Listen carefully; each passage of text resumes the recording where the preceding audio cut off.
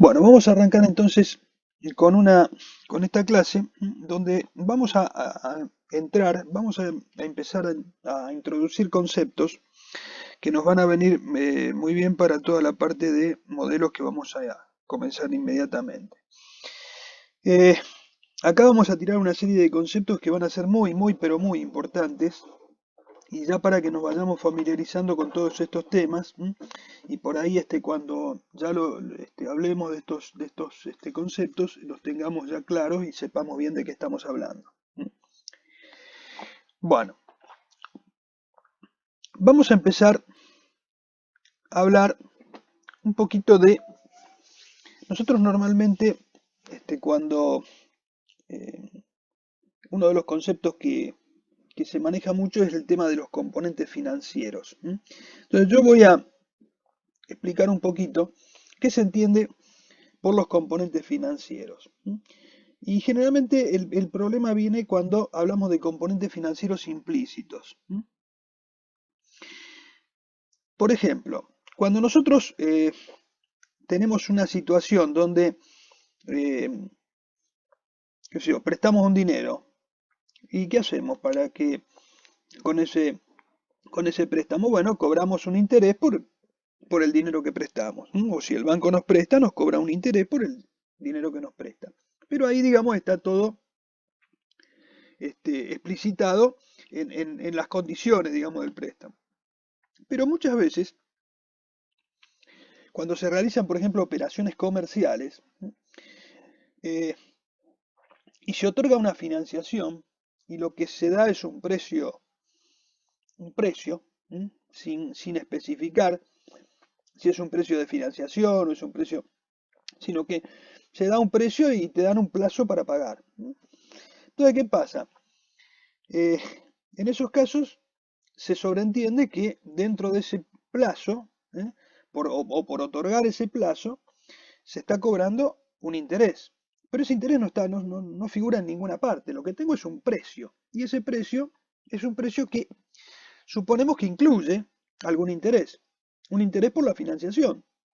¿Por qué? Porque si yo a lo mejor digo, bueno, me podés pagar esta mercadería dentro de 120 días, imagínense que hoy en Argentina, si yo te doy de plazo 120 días, qué sé yo, dentro de 120 días no sé qué puede pasar. Entonces, tendré que cubrirme de alguna manera para que el tiempo que te estoy dando para que me paguen es eh, me va a resarcir, digamos, de alguna manera el precio que yo estoy otorgando si pasa algo. Entonces, bueno, de alguna manera me tengo que cubrir. Se supone que yo en ese precio no es un precio de contado, sino que es un precio financiado. Lo que pasa es que acá la situación opera al revés. No es como que yo digo, bueno, mira, el precio de contado es 10 y si yo te doy este, 3 meses para que me lo pagues, me tenés que pagar 13. Entonces te cobro un peso por mes de financiación. En cambio, acá lo que estoy diciendo es que yo te doy 3 meses para que me pagues y te cobro 13. Entonces parecería como que lo que estoy dando es un beneficio de que me paguen a un plazo y que en definitiva el precio lo estoy manteniendo, ¿no? En realidad lo que estoy haciendo es dejar dentro de ese precio contenido los intereses.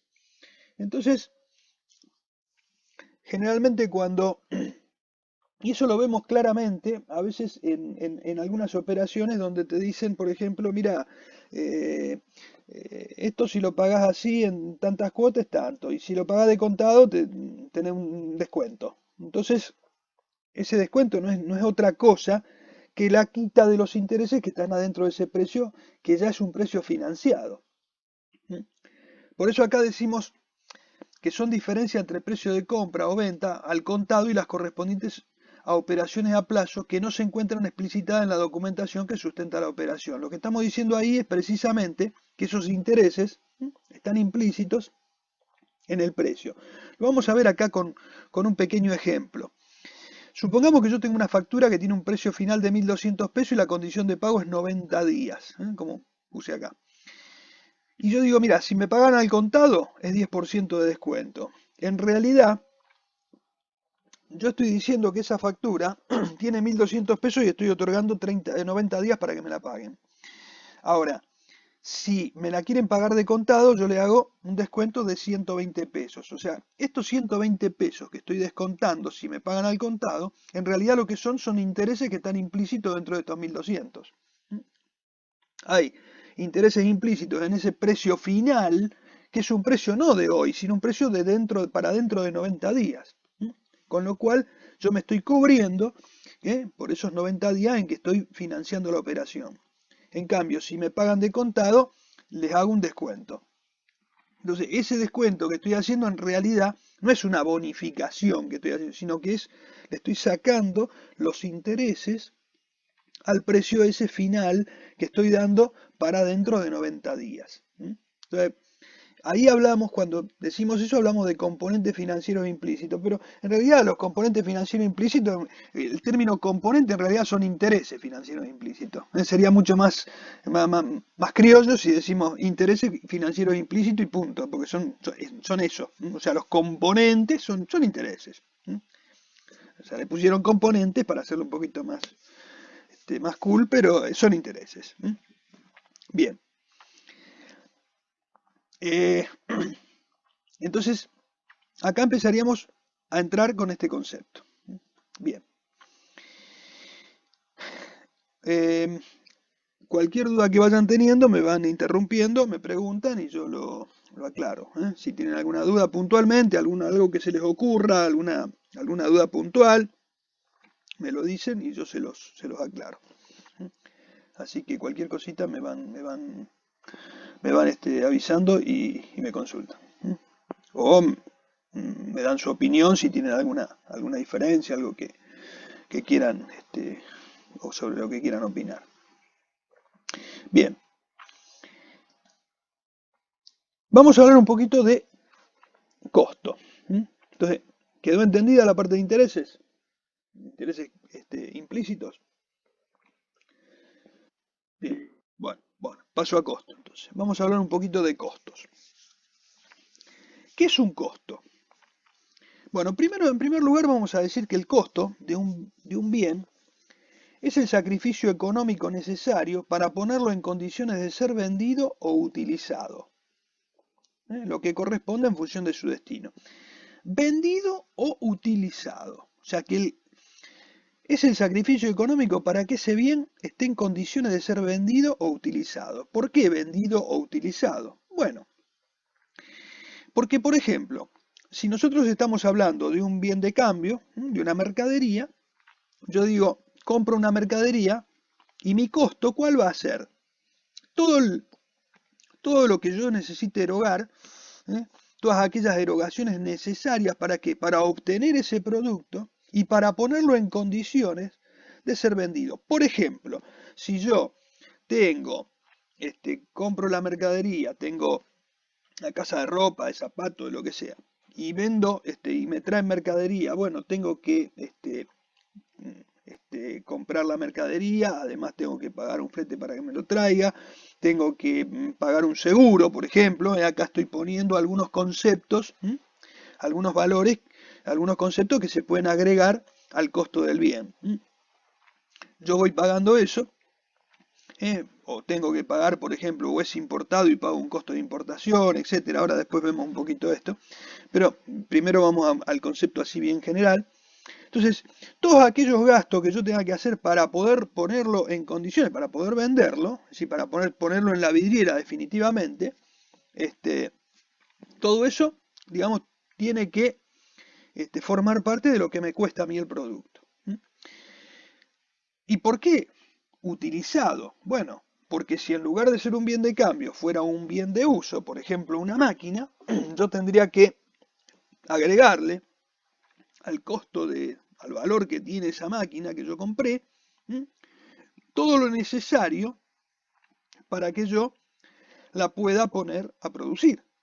O sea, si por ejemplo tengo que acondicionar algunas instalaciones, tengo que hacer algún tipo de arreglo para que esa máquina pueda funcionar, supongamos que no sé, compré una prensa que pesa, qué sé yo, 3 toneladas, y entonces digo, y esa prensa va a dar golpes que van repercutir en el piso y entonces, bueno, a lo mejor tendré que hacer un piso compacto para que resista el peso, no sé, y hacer algún tipo de adecuación para que no vibre, no sé, determinados gastos que tenga, hacer una descarga a tierra especial, eh, poner algún tablero de comando, no sé, cualquier tipo de gasto que sea necesario para que esa prensa esté funcionando. Bueno, todo eso va a formar parte del costo del producto, del costo del bien.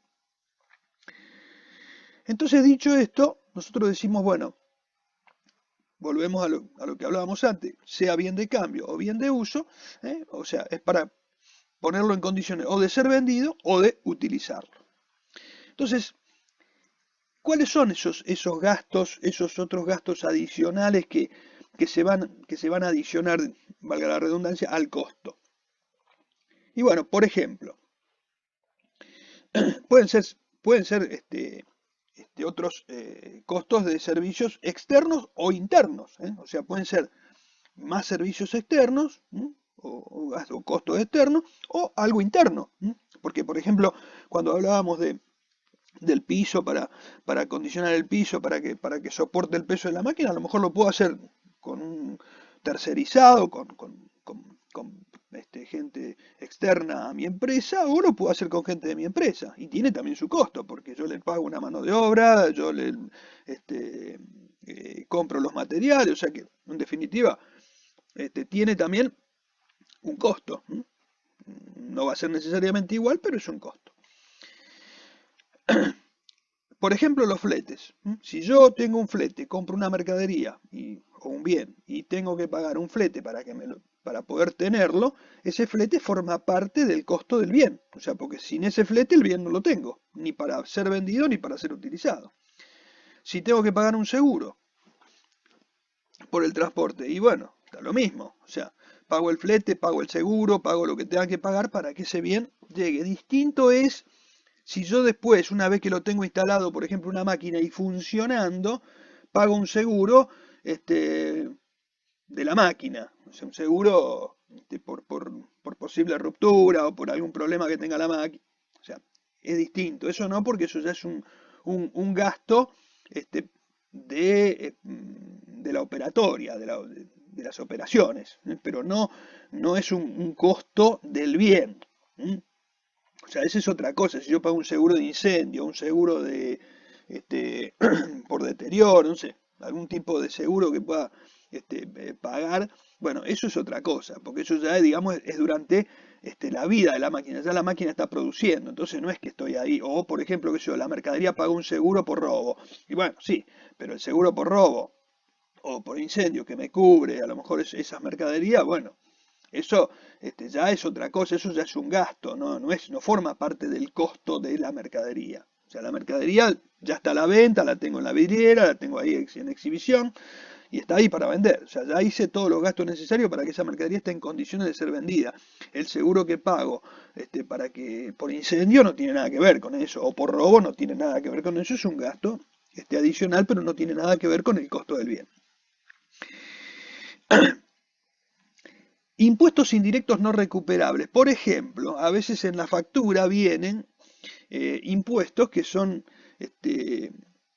que no se van a recuperar, o sea, no los puedo. ¿Qué quiere decir que no los puedo recuperar? Y que, por ejemplo, no es por ejemplo, el IVA. El IVA no es un costo, porque el IVA es un crédito fiscal. Yo compro una mercadería o compro un bien y ese bien me viene el precio más el IVA. Entonces, el IVA es un valor agregado, pero yo después tengo que armar una posición con el IVA. Digo, bueno, yo cuando compro pago un IVA y cuando vendo cobro un IVA. Entonces después al fisco le tengo que pagar lo que yo cobro por vender menos lo que yo pago cuando compro. O sea que ese IVA que me entra a mí en la factura es un crédito fiscal para mí. O sea, yo me lo voy a descontar de lo que le tenga que pagar al fisco. Por lo tanto, eso es un crédito. Por eso no forma parte del costo. Cuando nosotros tenemos que calcular el costo, nos abstraemos del IVA. Pero a veces hay otros impuestos, por ejemplo impuestos internos, etcétera, que no son recuperables, que se pierden. O sea que se pagan, pero pero que no lo puedo tomar como crédito fiscal a cuenta de nada, sino que para mí es un costo más. O sea que le tengo que dar el tratamiento de cualquier costo, o sea, como si fuera un costo.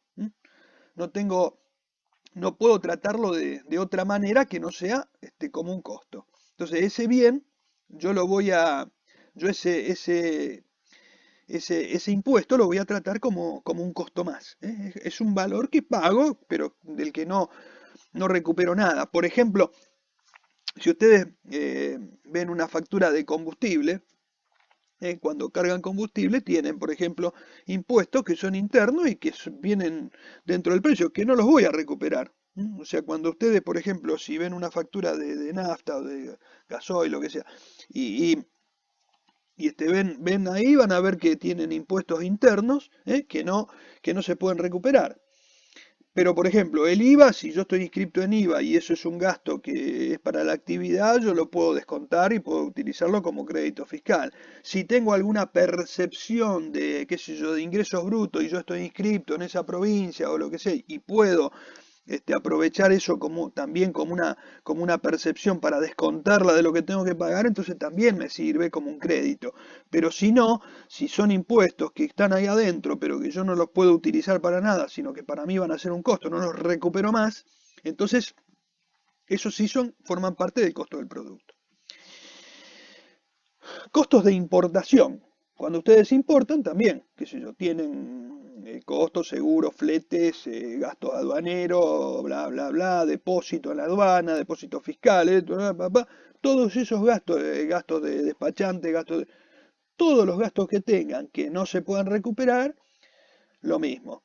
¿Y por qué digo que no se puede recuperar? Porque también en la importación a lo mejor también puedo tener algún IVA, algún impuesto, alguna retención de ingresos brutos, algo así, que eso lo puedo recuperar, a lo mejor tomar después como pago a cuenta de mis impuestos. Entonces, para mí eso puede llegar a ser un crédito fiscal, pero si son todos costos que no tienen forma de, que yo no los puedo recuperar de ninguna manera, bueno, para mí van a ser un costo más y van a formar parte del costo del bien.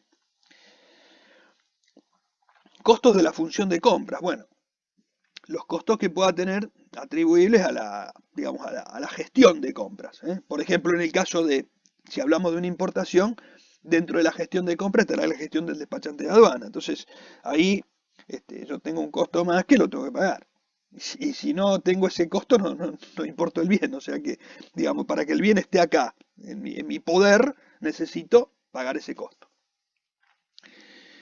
Costos del sector producción. O sea, si produzco, lo mismo.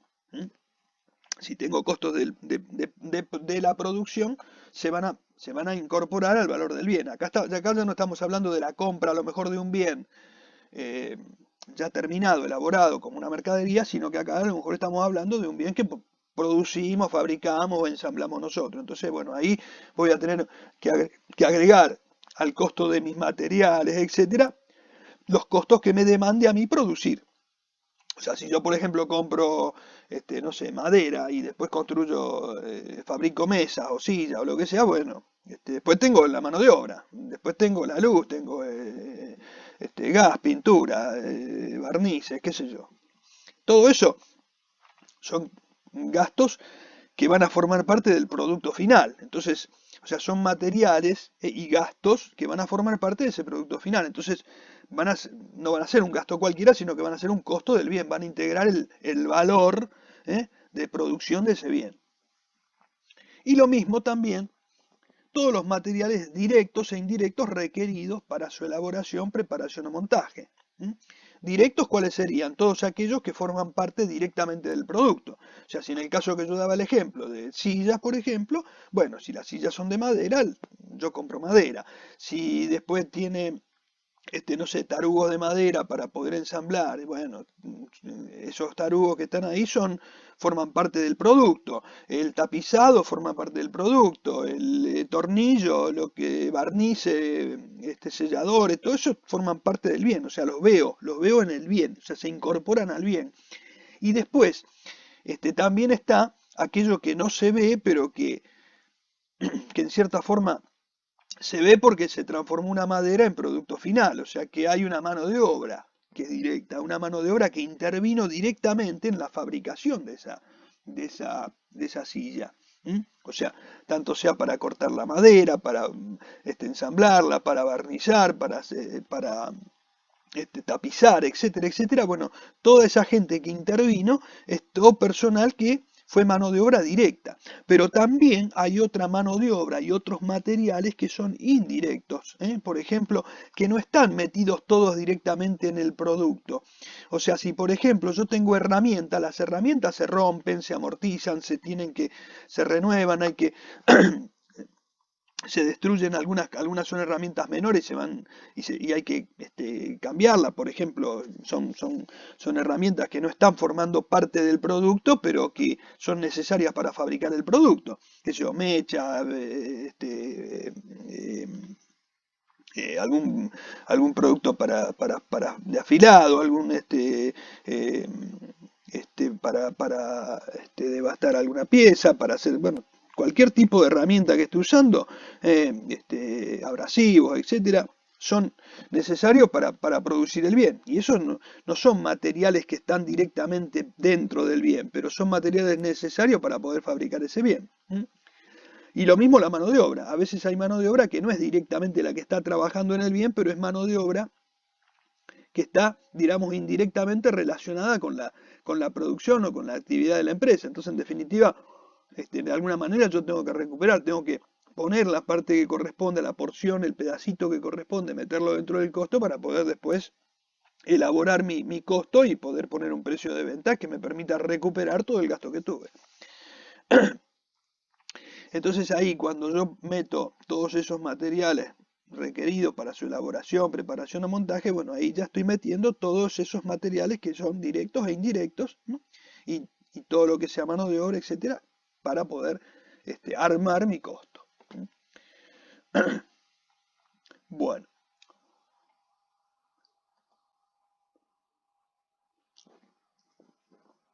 bien,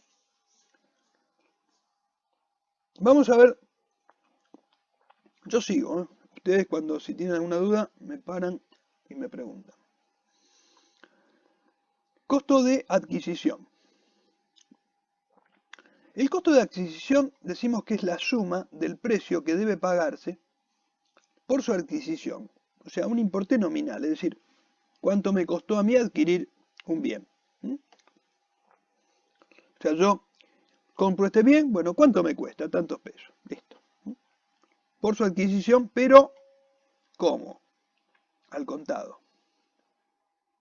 Si ese precio, si ese precio tuviera un interés implícito, como por ejemplo acá en el ejemplo que vimos primero, que la factura decía 1200, pero hay un interés implícito, nosotros el verdadero costo del bien es esto. Estos 120 que están acá son intereses.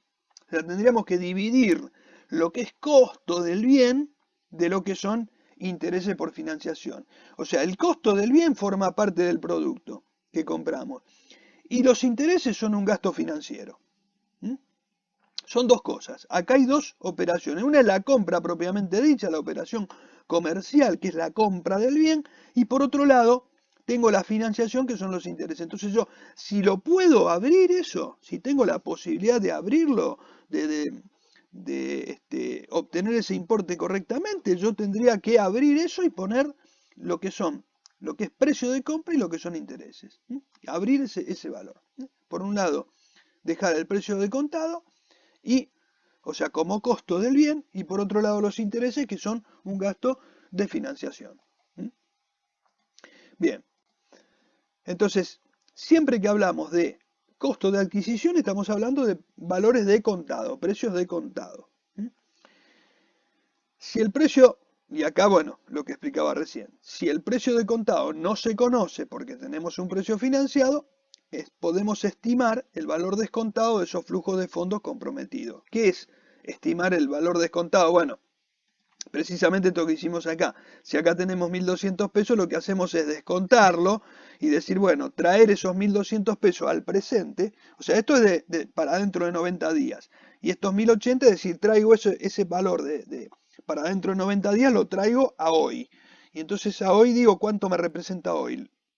Y aplico el descuento y digo, ese valor me resulta 1080. Entonces, Ese sería mi precio de contado y ese sería el valor que yo tendría que poner como costo. ¿Mm? Lo otro es simplemente una financiación, un precio que pago adicionalmente por pagar en una determinada fecha, en un determinado momento. Bien, ¿se va entendiendo?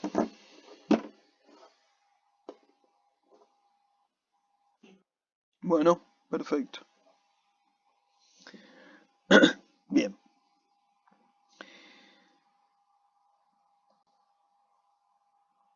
vamos a ver. ¿Qué entendemos? Porque por ahí van a encontrar cuando veamos algunos temas, se van a encontrar con costo de producción o construcción, ¿m?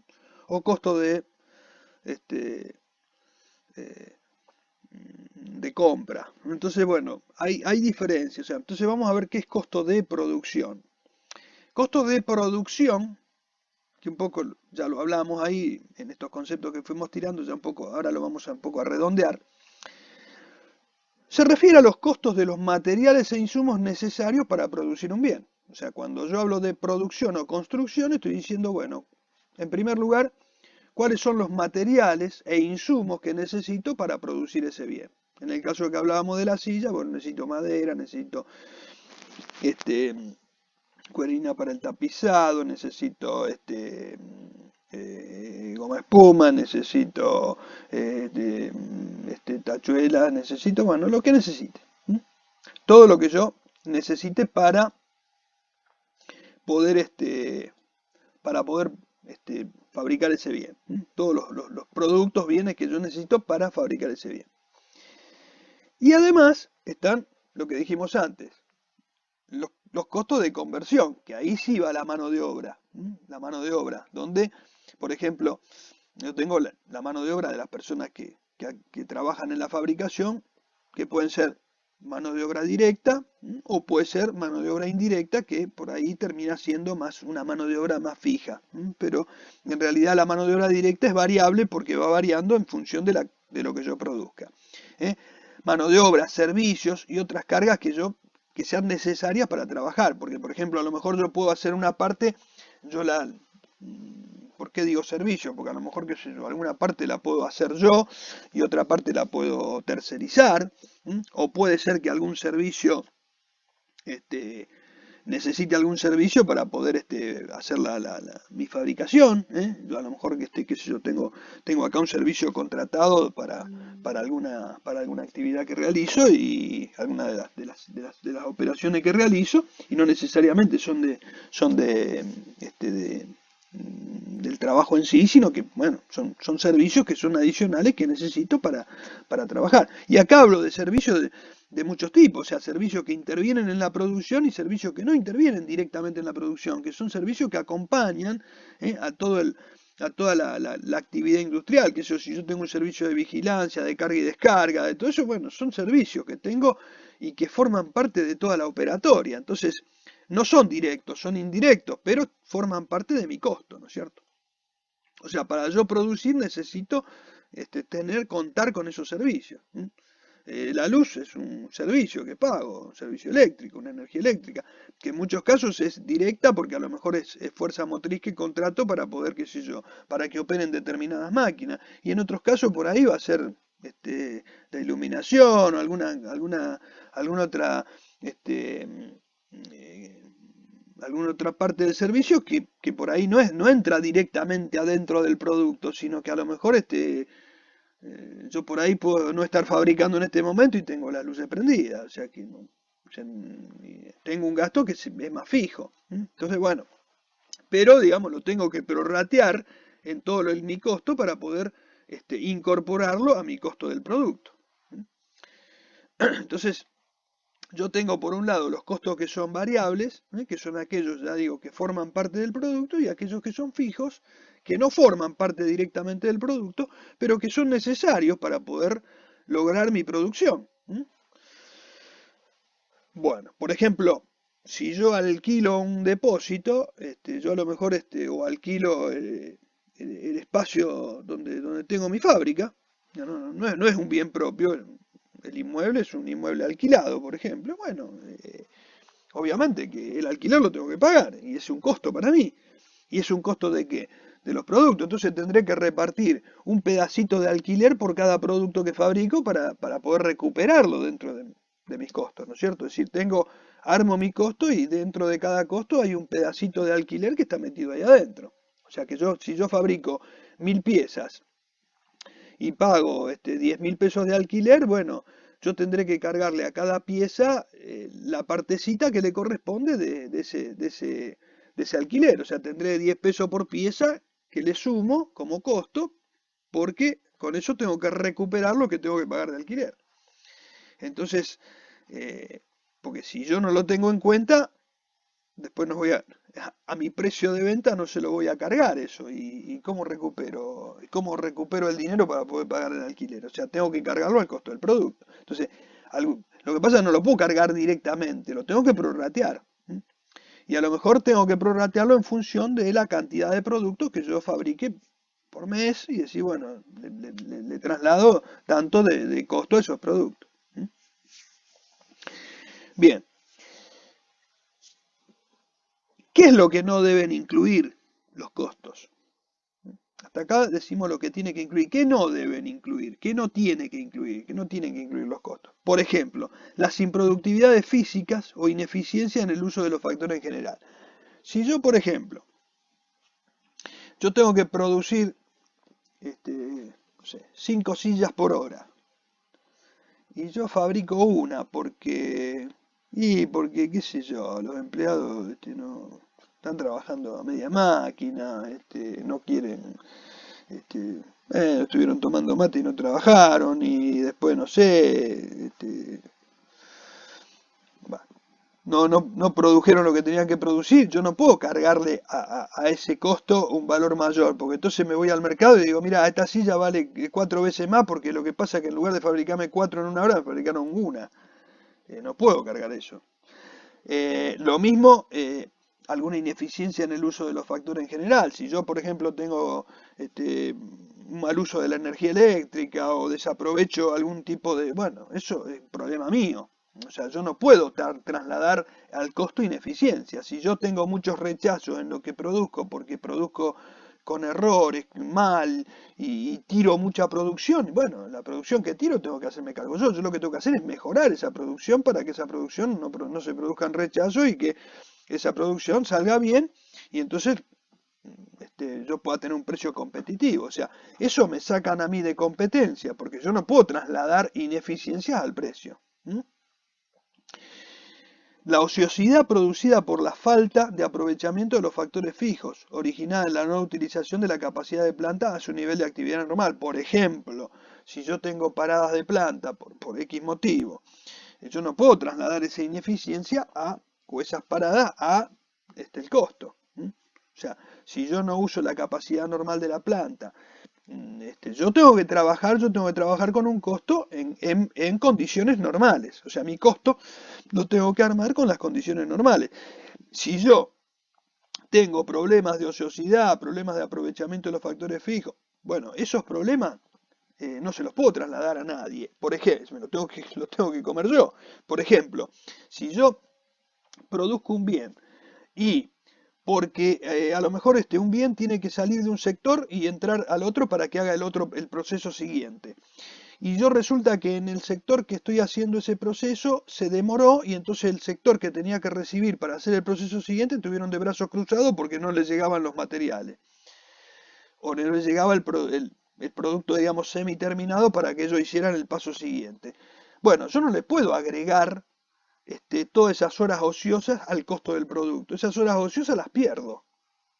Porque si yo se las agrego al producto, es como le decía antes, yo encarezco el producto, o sea, yo tengo que venderlo más caro. Y el mercado no me va a pagar más caro porque yo fui ineficiente. El mercado me va a pagar más caro si suben los costos normales, bueno. Ahí tendré que subir el precio y punto. Si yo subió la mano de obra porque se acordaron aumento de sueldo y bueno, tengo que aumentar el precio, bueno, pero son precios justificados en variaciones de los costos, pero no por ineficiencias o imprudencias mías o por problemas ajenos, a lo mejor que puedo manejar o que no puedo manejar, pero que no puedo trasladárselo al consumidor final. O sea que eso tengo que tener mucho cuidado, que esos elementos no pueden formar parte de los costos. Bien.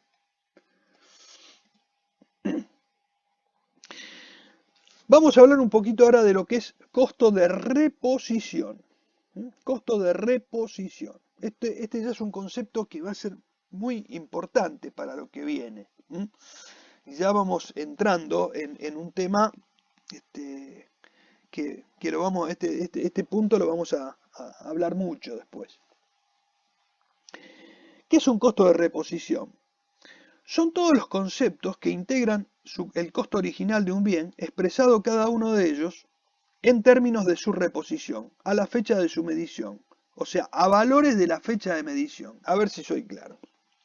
Si yo tengo un producto en la estantería, un par de zapatos, que lo fabrico, que lo compro hecho, lo compro, digamos, de reventa. Lo compré hace 6 meses y está ahí en la estantería. ¿Cuál sería mi costo de reposición? Lo que yo lo pagué hace 6 meses. En este concepto, claro, en este concepto sería ¿cuál? El valor ese, pero a la fecha en que estoy haciendo la medición. O sea, si yo hoy digo, me pregunto cuál es mi costo de reposición, lo que tengo que preguntarme es, bueno, hoy mi proveedor, ¿cuánto me cobra ese par de zapatos? Entonces, ese sería el costo de reponer ese zapato, ese par de zapatos. Eso sí lo compro hecho. Si yo tengo una fábrica y lo fabrico yo, ahí tengo un trabajito un poquito más interesante que tendría que ver, no es solamente levantar el teléfono y preguntarle, che, cuánto vale ahora, sino que tengo que ver cuánto vale el cuero que usé acá, cuánto está la mano de obra, porque a lo mejor la mano de obra de hace 6 meses, la mano de obra que estaba con un valor, los sueldos, los salarios, y hoy hubo un aumento, entonces bueno, tengo que calcular todo eso con la mano de obra, con el aumento con los valores vigentes a la fecha, tengo que calcular las cargas sociales, etcétera, etcétera, etcétera, y digo, mira, estos bienes, este bien producirlo hoy me cuesta tanto. Entonces, mi costo de reponerlo, o sea, de volverlo a poner en la estantería es tanto. Que en este caso ya mi costo de reposición sería lo que ahora después vamos a ver que sería costo de reproducción. También lo podríamos llamar reproducir, o sea, volver a producirlo. Producirlo nuevamente. Pero siempre con los valores actuales, o sea, con los valores de hoy. Entonces, ¿cómo obtenemos esos valores? Bueno, por eso, si son valores de mercaderías de reventa, bueno, será... y si no fueran de mercadería de reventa, que los tenemos que fabricar, bueno, también vamos a necesitar los precios de los materiales. O sea que de alguna manera siempre vamos a necesitar datos que vamos a obtener de afuera y datos nuestros. Por ejemplo, cotizaciones o lista de precios de proveedores, ya sea de el producto terminado o de materiales o de servicios. Costo de adquisición y producción o construcciones reales, o sea, los costos de adquisición o producción que tengo por los bienes. Órdenes de compra colocadas y pendientes de recepción, por ejemplo, yo a lo mejor puedo tener, no tengo en algún caso tengo la cotización, en otro caso ya tengo la orden de compra metida y ya sé cuánto me cuesta porque yo sé el valor por la orden de compra que coloqué. O sea, estos son todos comprobantes o elementos que contienen datos, que me pueden servir o no. A lo mejor esta orden de compra está colocada y todo, pero es una orden de compra que ya está colocada, pero a lo mejor hoy ya el producto ya esta la logré colocar a un precio, pero ya ahora vale un poco más, así que a lo mejor me sirve más la cotización que me da el proveedor que la orden de compra. O sea, dependerá de... O sea, son elementos que tengo para poder extraer datos. A veces a veces me van a servir y a veces no. O sea, a veces me va a servir uno y a veces me va a servir otro. Son simplemente acá estoy mencionando de dónde puedo sacar información o datos. Cotizaciones que resulten de oferta y demanda de mercados públicos o privados, publicado en boletines, periódicos, revistas, por ejemplo, si fueran bienes o productos que cotizan en un mercado transparente, bueno, yo tendría la cotización diaria o o periódica, y entonces, bueno, ahí obtendría el valor que tiene. O en algunos casos pueden ser tasaciones especiales y a lo mejor esos bienes no son no tengo el precio a mano y a lo mejor tengo que pedir que me coticen ese bien. Son elementos nada más, que me pueden brindar los datos que necesito. Y después, bueno, finalmente acá lo que les comentaba antes. Acá hablamos de costo de reposición, pero el costo de reproducción o reconstrucción serán determinados de acuerdo a los parámetros indicados para el costo de producción o construcción recalculado a la fecha de medición. O sea, lo que ya hablamos. O sea, que si fueran bienes adquiridos directamente, yo tendría un precio de reposición que me lo daría mi proveedor, o si por ejemplo fueran importados, tendría el precio de importación más los gastos, todo calculado a hoy. Y si fuera, por ejemplo, en cambio, si fuera de reconstrucción o reproducción o que lo tengo que fabricar, como dije antes, tendría que ver cuánto me cuesta el cuero, cuánto me sale el cemento, esto, bla, bla, bla, y decir, bueno, la mano de obra, todo, y armar mi costo nuevo, que seguramente yo tengo una fórmula y tendré las variaciones de los valores y será bastante automático, pero, digamos, tendré que tener armado algo para poder determinar mi precio de venta. Bien, y mi costo en primer lugar y después, bueno, en base a mi costo, mi precio de venta. Pero mi costo de reposición tendría que armarlo de esa manera. Bien, entonces, eso sería lo que saldría producir, volver a producir, reproducir. Bien, ese costo de reposición nos está metiendo en un concepto que estamos hablando ya, ahí empezamos a hablar de valores corrientes. Vamos a ver qué son los valores corrientes. Los valores corrientes de los bienes son algunos valores que corresponden al momento de la medición. Vamos a ver cuáles son. Tenemos dos tipos de valores corrientes. Tenemos valores de entrada y valores de salida. Dentro de los valores de entrada está el que acabamos de ver recién, el costo de reposición. ¿Por qué se llama valor de entrada? Porque nosotros cuando lo definimos recién dijimos claramente, son aquellos costos necesarios para poder obtener nuevamente el bien. O sea, si lo tuviésemos que reponer ese bien, ¿cuánto nos costaría? Ya sea que lo compremos hecho o que lo fabriquemos nosotros. O que sea un mix. Bueno, ¿cuánto nos cuesta eso? Eso sería reposición. Entonces es un valor de entrada. Es decir, ¿cuánto me costaría volver a entrar ese valor, ese bien, a mi inventario?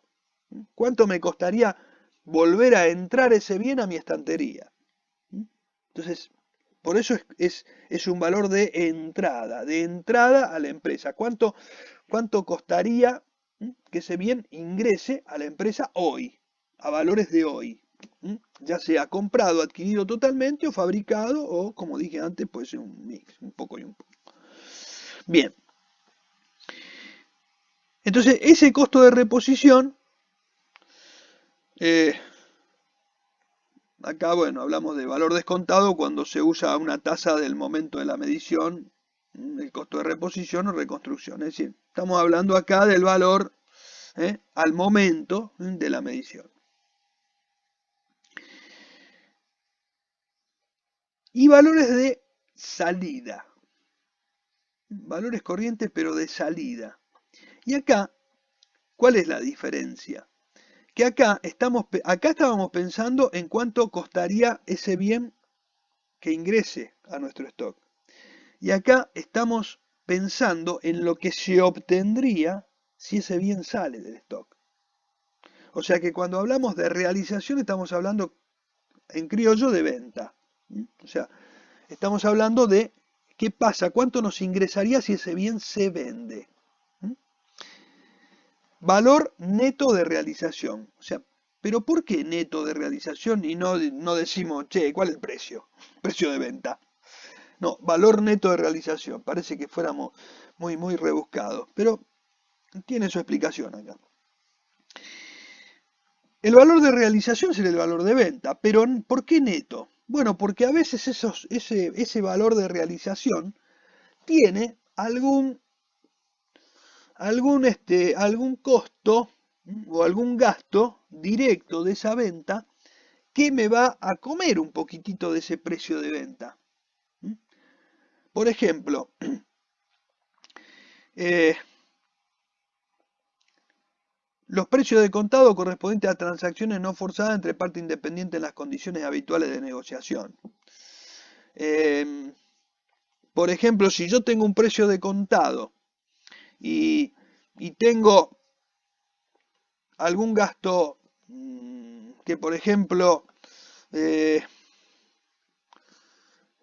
necesario para que ese bien yo lo pueda llegar a realizar, bueno, ese gasto, ¿eh? Yo necesito hacerlo para que me ingrese el dinero. Entonces esa partecita la voy a perder de ese bien. Eh, por eso hablamos de transacciones no forzadas, es decir, transacciones que sí o sí las voy a tener que hacer. Bien, ingresos, me voy al punto C. Costos que serán ocasionados por la venta, que es lo más común que van a ver acá. Costos ocasionados por la venta, por ejemplo, una comisión, un impuesto, un impuesto, por ejemplo, a los ingresos brutos, un impuesto a la venta, o sea, una partecita que yo voy a perder, que a mí me va a quedar neteada de ese valor, restada de ese valor de realización.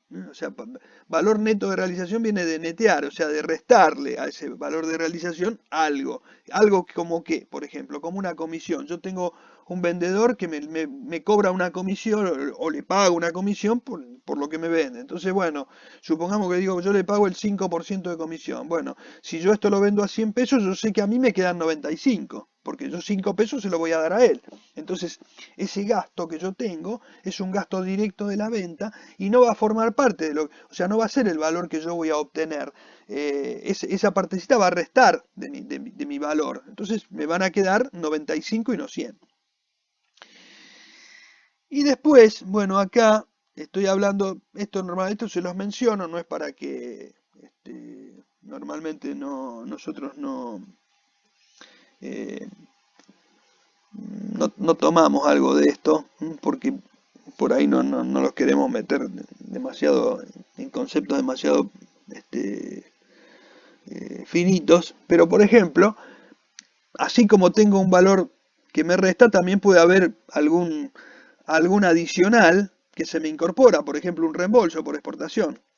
Les pongo ese ejemplo, pero porque son específicos, por eso este punto, digamos, lo dejé para el final, el punto B, y en realidad es algo que este, es para determinados casos, no es para todo. Por eso es que nosotros por ahí esto no, ni siquiera por ahí lo hacemos demasiado hincapié. Se los menciono acá para que lo sepan, porque es bueno que lo sepan.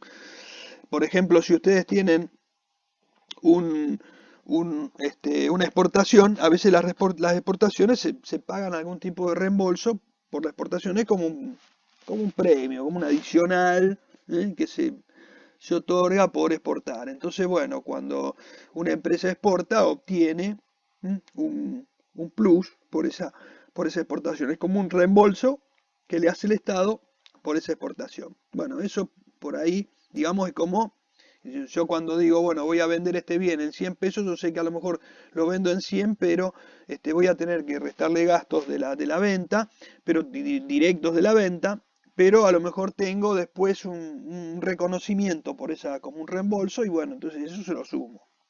Y eso va a ser mi valor neto de realización, es decir, lo que me va a quedar a mí producto de esa venta. Bueno, entonces, acá lo importante es que diferenciemos lo que es un valor de entrada de lo que es un valor de salida, de lo que es un valor corriente de entrada, de corriente de salida. O sea, corriente siempre hablamos del momento, del momento. Corriente de entrada, costo de reposición, lo que me cuesta volver a traer el producto. Y de salida, lo que obtendría por la venta o la realización de ese bien. Entonces, por un lado, lo que me costaría volver a reponer o a traer ese bien al inventario, por eso es de entrada, y el otro estamos pensando en cuánto recibiría yo si ese bien sale de mi inventario. ¿Eh? O sea, por un lado es la entrada a mi inventario y por otro lado la salida de mi inventario. ¿Mm? O sea, con esto, con este concepto creo que les queda bien claro, les tendría que quedar bien claro, por qué hablamos de entrada y por qué hablamos de salida. Diferenciemos bien esos dos conceptos. Es muy, muy importante que ya lo empecemos a masticar este punto. Bien, sí,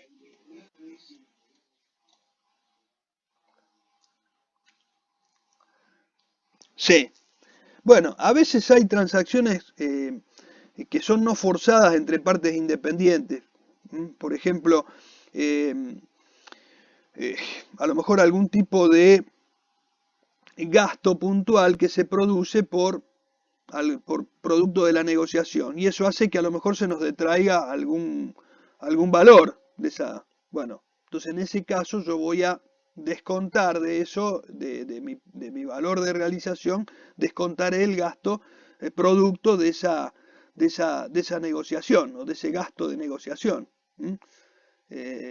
Qué sé yo, algún tipo de, este, alguna, algún honorario, algún gasto que yo tenga que pagar para realizar esa negociación. Entonces, bueno, eso, digamos, come alguna parte de mi ingreso. Un gasto, sí, es un gasto, exactamente, es un gasto. Claro, sí, no, bueno, pero digamos que va a ser necesario para eso, o sea, digamos, tuve que realizarlo para hacerlo. Por ejemplo, qué sé yo, si yo, a ver, por ejemplo, eh, si yo a lo mejor para vender este producto yo tengo que hacer una, un trabajo supongamos que vamos a hablar de un inmueble. Yo tengo que vender este inmueble, pero para vender este inmueble necesito hacer un gasto para que se corrobore que, no sé, que el inmueble esté en condiciones porque este, tuvo que ser sometido a un proceso de tratamiento de suelo o algo así, y yo tengo que hacer ese trabajo adicional. O tengo que presentar un estudio del suelo o algo así. Bueno, y eso a lo mejor es un gasto necesario que yo lo voy a tener que hacer y bueno, y va a ser necesario para que yo lo venda. Entonces, digamos, de mi valor, del valor que yo voy a obtener, le voy a tener que traer ese cacho de ese gasto por ese tema, ¿no es cierto? Sí. ¿De qué cosa? Del, del, del punto A. Que por ejemplo, a veces, vos tenés que hacer una venta y entonces a lo mejor tenés que hacer algún tipo de operación o algún tipo de trabajo o no sé, algún gasto puntual que me demande esa venta, producto de a lo mejor realizar algún tipo eh, de actividad o de control, no sé, yo ponía el ejemplo de, por ejemplo, un inmueble y yo tengo que hacer, no sé, para poder venderlo tengo que presentar un informe de el tratamiento del suelo, porque a lo mejor, qué sé yo, ese inmueble se hicieron operaciones o algún tipo de operaciones que pudieron deteriorar el suelo o algo así, entonces, bueno, a lo mejor una exigencia que tengo para poder venderlo es esa y a lo mejor es un costo que tengo para poder realizarlo. Entonces, digamos, no es algo que, digamos, no es un gasto directo de la venta, pero es un gasto necesario para poder venderlo. Entonces, bueno, por ahí es como que me va a comer un poco del precio, una partecita del precio. ¿Eh? Entonces, bueno, eso, digamos, me detrae de mi valor de realización, del precio que yo obtendría, tendría que detraerle lo que me cueste hacer ese trabajo. Por ejemplo, supongamos que yo a lo mejor diga, bueno, no lo hago yo ese trabajo o este, lo vas a hacer vos que me estás comprando el bien. Bueno, está bien, pero yo te reconozco del precio la parte esa para que, digamos, o sea, yo te rebajo ese precio porque vos vas a tener que pagar un costo adicional, vas a tener que gastar para hacer ese control o para hacer una remediación o lo que sea. Entonces, bueno, eso, digamos, te lo estoy reconociendo. Entonces lo detraigo de mi precio. Yo digo, mi precio es 100, pero te detraigo, qué sé yo, 5 pesos porque te va a demandar 5 pesos hacer este trabajo. Entonces, bueno, son, son, son gastos adicionales que por ahí los tengo que los termino reconociendo y entonces, bueno, eso me van a detraer de mi valor de realización. Entonces, cuando calculo mi valor neto, digo, bueno, a esto le tengo que detraer esto porque en realidad no lo voy a recibir, ¿no? O sea, esto lo estoy cediendo. ¿Se entiende ahí? Bueno, bien.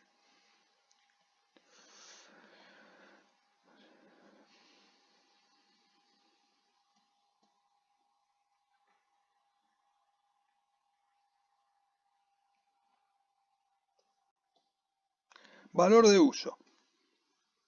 ¿Qué es un valor de uso? Un valor de uso es eh, el valor actual de los flujos netos de fondos esperados que deberían surgir del uso de los bienes y de su disposición al final de su vida útil, ¿m? O de su venta anticipada si ella hubiese sido resuelta. Entonces, digamos, el valor de uso está dado para aquellos bienes que no están destinados a la venta, sino que están destinados a ser utilizados. Por eso, cuando hablamos de valor de uso, generalmente hablamos de los bienes de uso. Por ejemplo, una máquina tiene un valor de uso. ¿Por qué? Porque yo la tengo produciendo. Entonces, en lugar de valer para mí un valor, de tener un valor de realización, tiene un valor de uso, un valor, digamos, de lo que a mí me puede producir esa máquina durante el tiempo que yo la tenga produciendo, durante el tiempo que yo espere que produzca. ¿Mm? Por eso digo, de los fondos esperados, ¿m? Y de su disposición al final de la vida útil. O sea, por ejemplo, si yo digo, bueno, esta máquina yo la voy a usar 10 años, o tengo un bien que no lo puedo tener más de 10 años, qué sé yo, un colectivo. Entonces digo, bueno, este colectivo yo lo tengo durante 10 años, mi valor de uso es el valor de los flujos esperados por estos 10 años y, y adicionalmente lo que podría obtener una vez que haya cumplido su objetivo con la venta del bien en las condiciones que queda, ¿no? Entonces, bueno, digamos, sumo todos esos valores, los traigo al momento actual, o sea, los traigo a este momento y eso sería el valor de uso que tiene mi bien. ¿Mm? Eh, sí. No, o sea, este es un valor que yo calculo en función de lo que yo espero obtener. Por ejemplo, yo puedo tener mira, yo puedo tener una máquina que está amortizada ya y tiene un valor de uso para mí. ¿Por qué? Y porque la máquina a lo mejor la amorticé en 10 años. Porque yo cuando la amorticé, ¿qué hice? Calculé una vida útil de 10 años, pero no quiere decir que a los 10 años la máquina se murió. La máquina a los 10 años sigue produciendo. ¿Por qué? Porque está bien mantenida, porque me sirve, porque está en condiciones, porque es una de las mejores máquinas que hay en el mercado y porque ni siquiera está obsoleta en tecnología. Es una máquina que está perfectamente vigente. Entonces, la tengo produciendo y está bien. Y, y voy a seguir produciendo muchos años más con esa máquina si la mantengo en condiciones. Entonces, esa máquina tiene un valor de uso, independientemente de que yo la haya amortizado totalmente y su valor en libro sea cero. ¿Por qué? Porque el valor de uso es el valor de lo que yo espero obtener por esa máquina. Y como yo voy a seguir obteniendo ingresos por esa máquina, ¿m? Esa máquina me va a seguir produciendo ingresos, yo voy a seguir fabricando productos y los voy a seguir vendiendo y me va a seguir entrando dinero por esos productos que voy fabricando. En realidad esa máquina me va a seguir, tiene un valor de uso, tiene un valor de uso, independientemente de que esté amortizada o no, o esté amortizada en parte, no importa, el valor de uso es un valor aparte, que se calcula en función de esos flujos de fondos esperados, netos, por supuesto, de gasto, todo, al final, ¿eh? Que podría obtener durante su vida útil y acá dice de su disposición al final de su vida útil, es decir, si al final de la vida útil yo decido venderla bueno, en ese caso, ¿cuánto además se adicionaría por eso? Bueno, un valor hipotético, ¿no es cierto? Que se pudiera llegar a obtener. Bueno, sumo todos esos valores, los traigo al momento de hoy, o sea, los actualizo a hoy y digo, eso, o sea, los traigo del futuro acá y digo, bueno, esto sería lo que yo obtendría hoy, o sea, estos son los flujos de fondos esperados, que me puede producir esta máquina. Entonces, bueno, ese es mi valor de uso. El valor de uso, digamos, no va a ninguna parte, no es un valor que yo le voy a poner ese valor a la máquina. Yo lo que estoy haciendo con el valor de uso es tener un valor de referencia. Esto después lo vamos a ver. ¿Para qué lo vamos a usar? Porque el valor de uso lo vamos a usar como un valor de referencia para no sobrevaluar los bienes. ¿Mm? O sea, va a ser como un valor que lo vamos a tener ahí como un límite para no sobrevaluar los bienes. ¿Mm? Y después dice, o de su venta anticipada si ella hubiese sido resuelta. Bueno, en ese caso, si por ejemplo digo, bueno, la voy a usar un año más y la vendo, bueno, entonces tendré que calcular cuánto vale para mí. Y vale lo que voy a obtener en este año que va a estar produciendo, más lo que voy a obtener por su venta. Ese sería mi valor de uso. No sé si soy claro ahí. Yo digo, por ejemplo, qué sé yo, esta máquina me va a producir flujo de fondo de 1.000 pesos por mes. Entonces, por 12 meses, 12.000 pesos. Y al final del periodo la voy a vender en 30.000 pesos. Bueno, actualizo esos valores a hoy, o sea, 12 más 30, y lo actualizo, los traigo a moneda de hoy, y digo, bueno, esto es el valor de uso que tiene para mí esta máquina hoy. ¿Está? O sea, ese sería el valor que tiene para mí, de uso, la máquina. ¿Mm? También una máquina puede tener un valor neto de realización. ¿Por qué? Porque a lo mejor el bien de uso yo lo decido vender, entonces tiene un valor de neto de realización. Y aunque no lo decida vender, también lo tiene. Porque, digamos, que yo no quiera venderla, no quiere decir que no tenga un valor de realización. O sea, en el mercado tiene un precio. Así, en las condiciones que está usada y qué sé yo. Si vos entrás y decís, bueno, a ver, un torno modelo tal, qué sé yo, de año tal, de tanto, ¿cuánto vale? Y buscá y qué sé yo, y vas a encontrar precios en el mercado. Entonces va a tener, decir, bueno, esta máquina en estas condiciones vale tanto. Pero bueno, este, en realidad ahí tenés ¿qué es eso? Es un valor de realización de esa máquina, es un valor que yo obtendría si la vendo. Entonces, ¿ese valor existe? Sí, existe también. O sea, por un lado tengo el valor de uso y por el otro lado tengo el valor de realización, el valor neto de realización. Son dos valores de referencia. Son dos valores que me dicen cuánto, uno me dice cuánto podría obtener si la utilizo, si la uso, durante el tiempo que yo estime, y el otro valor me dice cuánto obtendría si en lugar de usarla la vendo. Son dos valores, dos valores de referencia. ¿Mm? ¿Queda claro ahí? Sí. Bueno, porque si yo a lo mejor, no, bueno, porque a lo mejor si yo la quiero vender, la máquina, por eso te digo, supongamos que a lo mejor vos compraste una máquina, la compraste el año pasado, ¿cierto? Y la vas a amortizar en 10 años, o sea, todavía recién tiene un año de amortización. Y decís, mira, la voy a usar todo el 2020 y el 2021. Y después la vendo, porque voy a discontinuar esta operación. Entonces digo, mira, mi valor de uso, ¿cuál va a ser? O sea, el valor de venta no va a ser al final de la vida útil, va a ser cuando la decida vender, o sea, dentro de 2 años, o dentro de un año y medio. Entonces, ¿cuál es hoy mi valor de uso? Y los ingresos que espero obtener de acá hasta diciembre de 2021 y después lo que espere obtener por la venta de esa máquina.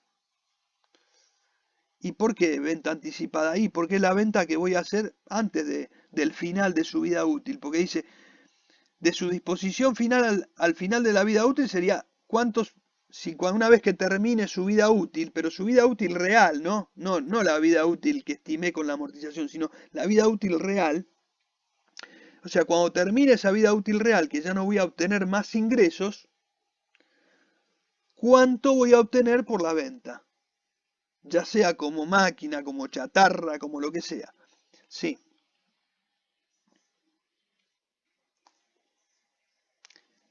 No, si yo la vendo no, no, el valor neto, no, el valor neto de realización es otra cosa. El valor neto de realización es un valor que yo obtendría por la venta. Ahora, por ejemplo. No, acá no hablo de flujo de fondos esperado por la producción, no. El valor neto de realización es cuando yo directamente quiero venderla. ¿Me explico? O sea, acá yo tendría en el valor de uso yo tendría el valor de lo que espero obtener por la máquina produciendo más lo que podría llegar a obtener al final de la vida útil si decido venderla. Si la vendo al final de la vida útil. O al final o en el momento que yo decida decir, bueno, esos valores los traigo acá. Pero si yo decido venderla, por ejemplo, si yo quisiera venderla hoy o quiero ponerla a la venta, yo ahí calculo el valor neto de realización a hoy. No sé si me explico. ¿Mm? O sea, el valor de uso tiene el valor del flujo de los fondos esperados por ese bien produciendo. Y además le agrego aquello que obtendría, o sea, el adicional que me generaría si después al final cuando la termine de usar, para ser más claro, cuando la termine de usar, cuando ya no la quiera usar más esa máquina, no la utilice más, bueno, ¿qué hago? ¿La dispongo para vender? Bueno, listo. Además, voy a obtener unos pesos más adicionalmente. ¿Me explico? Eso sería. ¿Mm? Por ejemplo, supongamos que vos tenés un taxi y el taxi tiene una determinada cantidad de años que puede estar circulando y después ya no puede circular más. Entonces, ¿qué haces? Como vos decís, bueno, mira, yo el taxi lo voy a usar hasta el final de la vida útil, hasta que lo pueda tener y cuando ya no pueda circular más, lo vendo. Entonces digo, ¿cuánto vale para mí? Todo lo que voy a obtener de acá hasta que lo pueda usar, hasta que lo pueda prestar servicio, y después le sumo lo que voy a obtener cuando lo vendo. En ese momento, en las condiciones que va a estar en ese momento. O sea, será un valor ya, digamos, bastante menor al que sea. Será el valor de realización de ese momento. Entonces digo, bueno, todo eso forma parte de mi valor de uso, de acá hasta el final, hasta que lo deje de tener. Ahora, si yo hablo de valor neto de realización, estoy hablando de hoy lo que yo obtendría por la venta. Y cuando digo anticipada es porque a lo mejor digo, en lugar de venderlo dentro de cuando termine su ciclo, cuando cumpla su ciclo, digo no, yo cada 2 años lo cambio. Entonces, bueno, yo le calculo mi valor de uso va a ser el valor que yo voy a obtener en ese periodo que mientras lo estoy usando y después, cuando decido venderlo, el valor que vaya a tener cuando lo venda. O sea, eso es todo lo que vale para mí. El valor que tiene para mí. O sea, todo lo que yo puedo, o sea, el valor de uso sería todo lo que a mí me puede entrar mientras tenga ese bien. Todo lo que a mí me pueda generar ese bien mientras lo tenga. Por eso le agrego el valor ese de venta al final, porque si yo, digamos, si es el último valor que me ofrece el bien, lo último que puedo obtener del bien. O sea, desde usándolo más el pedacito que puedo obtener vendiéndolo después al final. Eso sería, digamos, todo lo que me estaría proporcionando el bien mientras yo lo tenga, mientras esté en mi poder. En cambio, cuando hablo de valor neto de realización, digo, bueno, calculo un valor de lo que obtendría por la venta. Y punto. ¿Se ve? ¿Se entiende?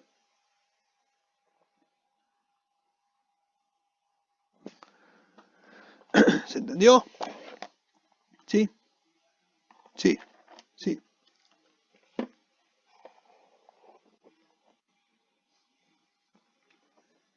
sí,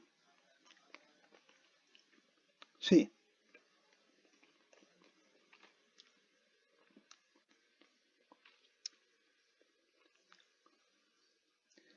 Bueno, pero vos haces un cálculo.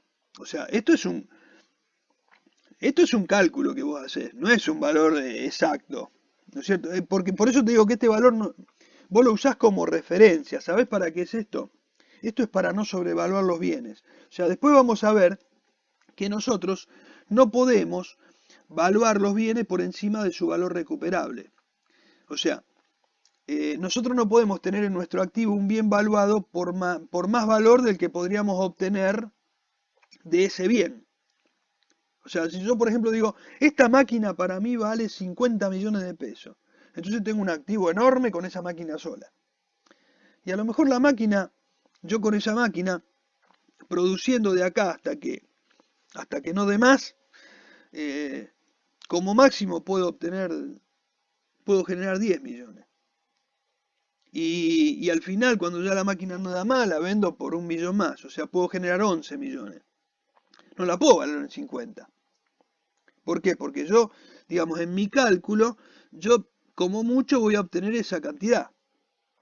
Entonces, este es un valor de referencia, es para decir no voy a sobrevaluar, es un valor que se calcula para eso, para decir, para después ver cuánto está evaluado el activo. Yo el activo lo voy a evaluar en el valor menos las amortizaciones, etcétera. Ahora, si yo después, si yo ese valor me queda por encima de lo que yo puedo obtener por ese bien, lo que me va a generar ese bien, lo estoy sobrevaluando. Entonces ahí yo lo voy a usar este valor como una referencia. ¿Eh? Por eso se calcula este valor. No sé si... sí,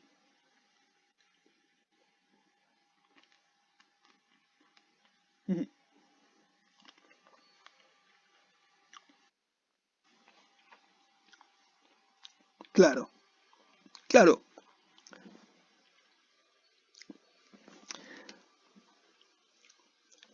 claro, por ejemplo, claro. Pero digamos, es una referencia, un valor que yo obtengo en el... Claro, pero yo, por ejemplo, acá, en el caso del taxi, por ejemplo, supongamos que decís, mira, a mí, dentro de un año, yo tengo planificado cambiarlo el taxi, ¿no es cierto? Entonces digo, ¿cuánto vale para vos hoy ese taxi?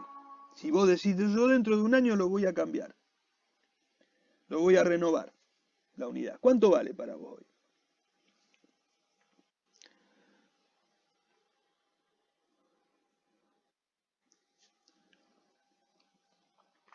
Pero ojo, pero primero vos tenés que decir, de acá a un año, yo tengo un año que me va a generar ingresos.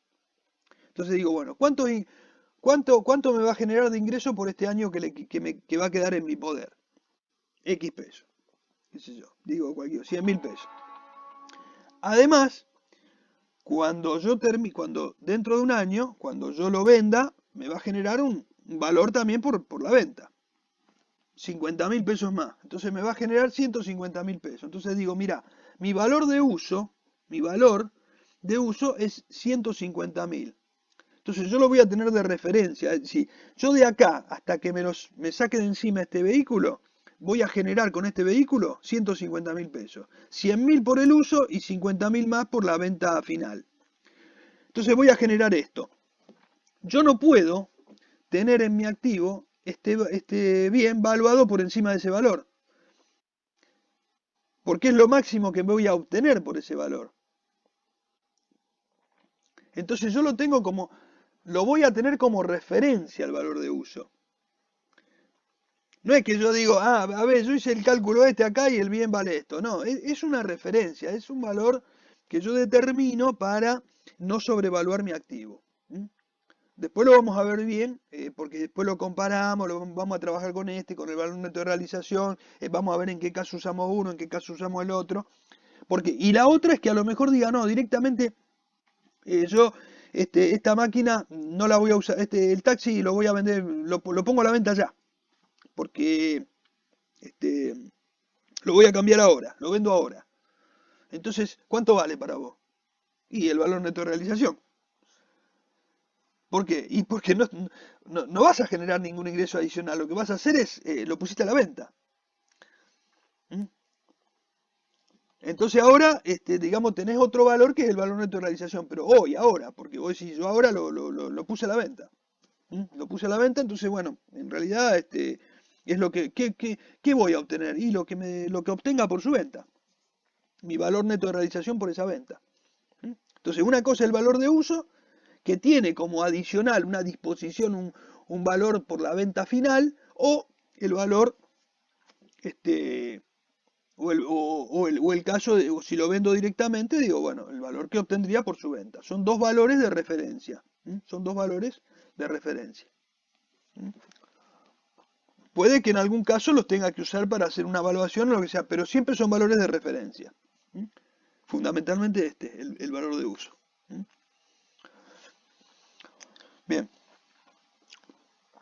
Bueno, y ahora nosotros hablamos de valor corriente de los bienes, de entrada, de salida, hablamos de valor de uso, y ahora vamos a ver cómo ensamblamos esto, un poco lo que estábamos hablando recién. Valor recuperable de los activos. Y esto también es un concepto muy importante porque lo vamos a empezar a ver ahora en modelo. Y decimos que es el mayor importe entre valor neto de realización y valor de uso. Fíjense que acá estoy trabajando con los dos valores que vimos recién. Valor neto de realización y el valor de uso. Y digo que ese es el valor recuperable de los activos. ¿Qué quiere decir que es el valor recuperable? Vamos al ejemplo, ya que estamos con el taxi, seguimos con el taxi. Yo tengo que decir cuál es el valor recuperable del taxi. Y puede tener dos valores recuperables. Uno, el valor neto de realización. Es decir, si yo le pongo un tachito arriba y lo vendo y lo pongo a la venta mañana, digo, ¿cuánto vale? ¿Cuál es el valor neto de realización? Y lo que yo podría obtener por su venta. El precio de venta menos los gastos directos que tenga de la venta. Entonces, ese sería el valor neto de realización.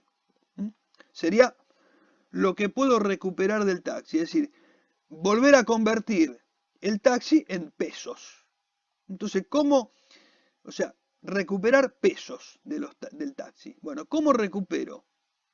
¿Cuántos pesos puedo recuperar? Bueno, un valor sería el valor neto de realización. Si yo lo pongo a la venta, ¿cuánto recuperaría? ¿Cuántos pesos obtendría por ese taxi? Esa es una. Es uno de los valores recuperables. El otro, ¿cuál es? El valor de uso. El que decíamos también recién en el ejemplo. Si yo lo voy a tener, o lo que es mejor, el taxi tiene, puede circular por las leyes 2 años más.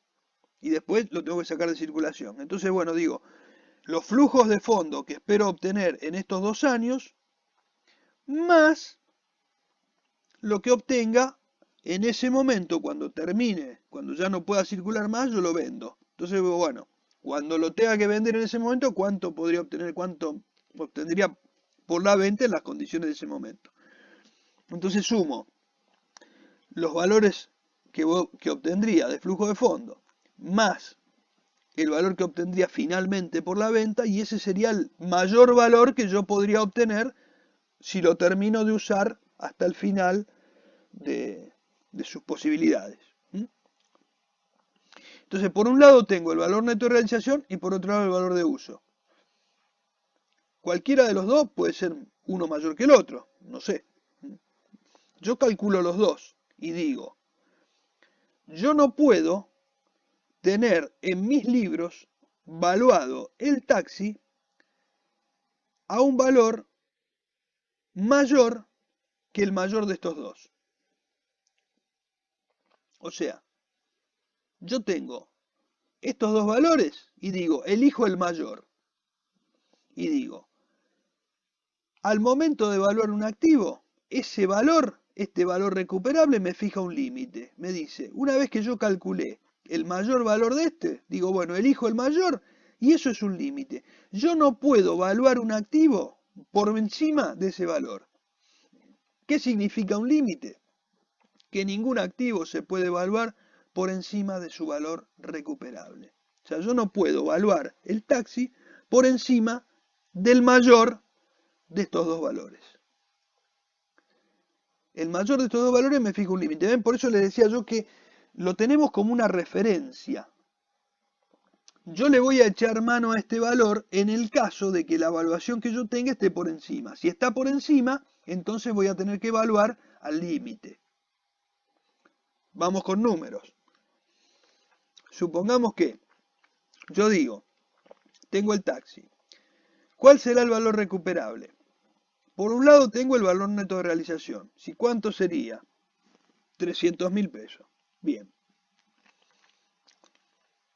¿Y el valor de uso? ¿Cuánto sería?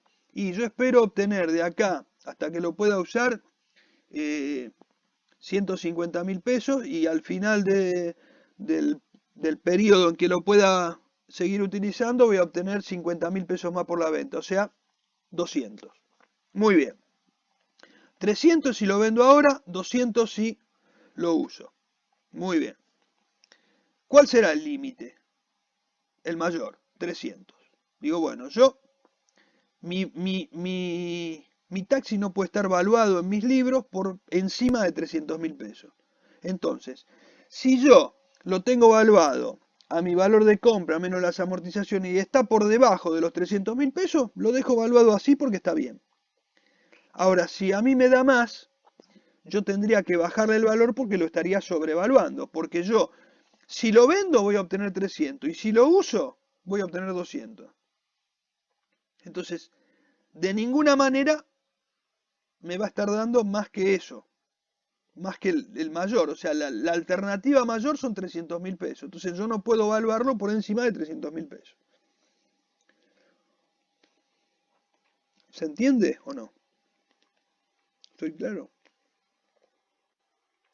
¿Sí? Me gustaría que si alguien tiene alguna duda me diga, porque es el momento. Después, no quiere decir que después por ahí lo mastiquen un poco y se les generen dudas y volvamos a ver el tema. Lo vamos a volver a ver seguro, porque lo vamos a ver mucho esto. Este, lo vamos a ver a lo largo de toda la materia, pero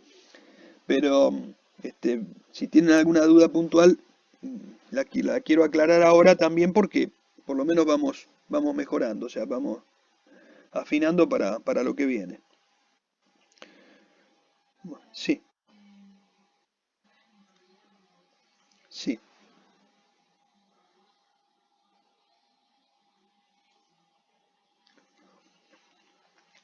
Bueno, mira, por ejemplo, supongamos yo lo compré, te pongo un ejemplo.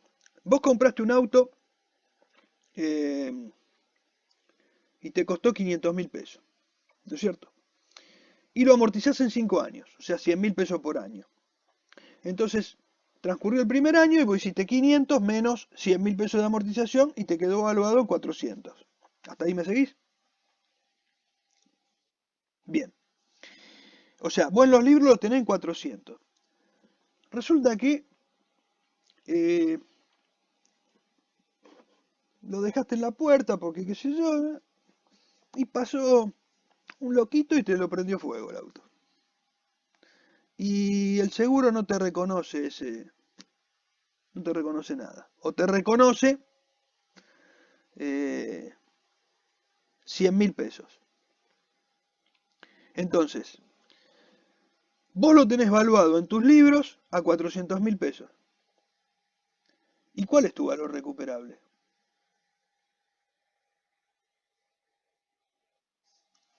Nada más. O sea, yo, digamos, me quedó lo que me quedó del auto. ¿Y cuánto vale lo que me reconoce el seguro? 100.000 pesos. O sea, en las condiciones que quedó, el seguro me dice te doy 100.000 pesos. Entonces, para mí, yo no puedo tener valuado ese taxi, ese auto, en 400.000 pesos porque en las condiciones que quedó, a mí el seguro me da 100.000 pesos y listo. Yo se lo entrego, me da 100.000 pesos.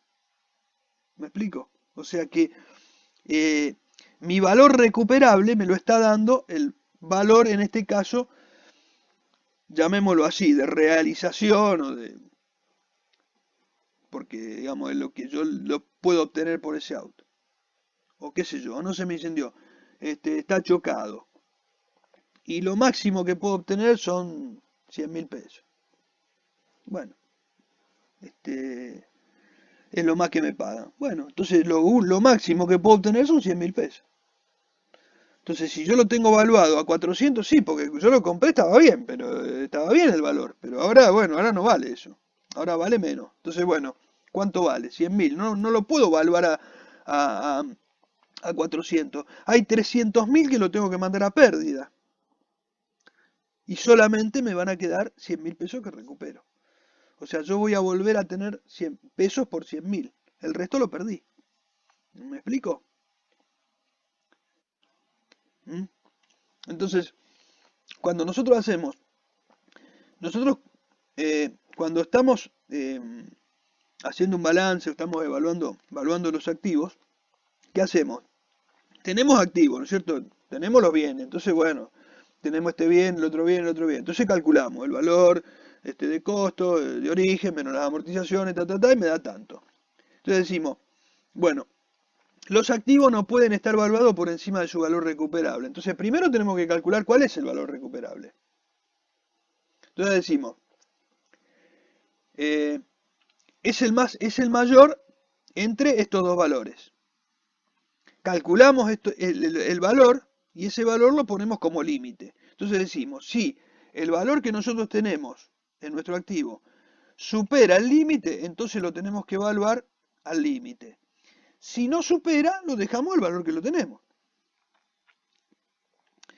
Lo mismo pasa, por ejemplo, para los bienes de cambio. Yo tengo mercaderías en la estantería, ¿no es cierto? Entonces yo digo, bueno, ¿cuál es mi valor ¿a qué valor las tengo? A tantos pesos. Tengo toda la mercadería hacia estos pesos. Entonces digo, voy a calcular el límite. ¿Cómo sé que no están sobrevaluadas? Bueno, voy a calcular cuál es el límite. En el caso de las mercaderías, no voy a tener valor de uso porque las tengo para vender. Entonces, mi valor límite será el valor neto de realización, es decir, lo máximo que puedo obtener vendiéndolas. Entonces, si yo tengo alguna mercadería valuada por encima de lo que yo puedo obtener por la venta, tendré que bajarle el valor y ponerlo al valor neto de realización, en ese caso. Y si no, la dejo al valor que está. ¿Por qué? Porque yo las tengo valuadas a un determinado valor. ¿Mm? Después vamos a ver a qué valores se puede evaluar. Pero yo la tengo valuada a X pesos. Entonces digo, si yo tengo una mercadería valuada a 100 pesos, ya sea porque la compré a 100 pesos, lo que sea. Supongamos que yo compré un bien a 100 pesos y lo tengo en mi inventario valuado a 100 pesos.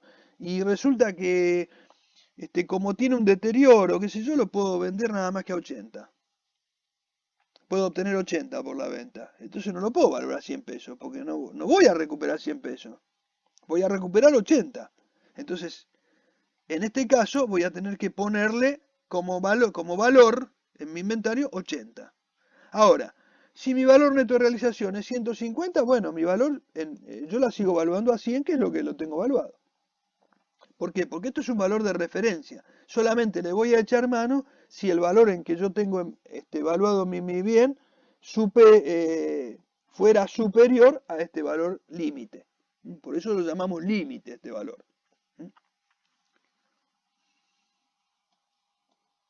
¿Me siguieron hasta acá? Bien. Bueno, perfecto. Vamos a ver. ¿Cuáles son los peligros de sobrevaluar un activo?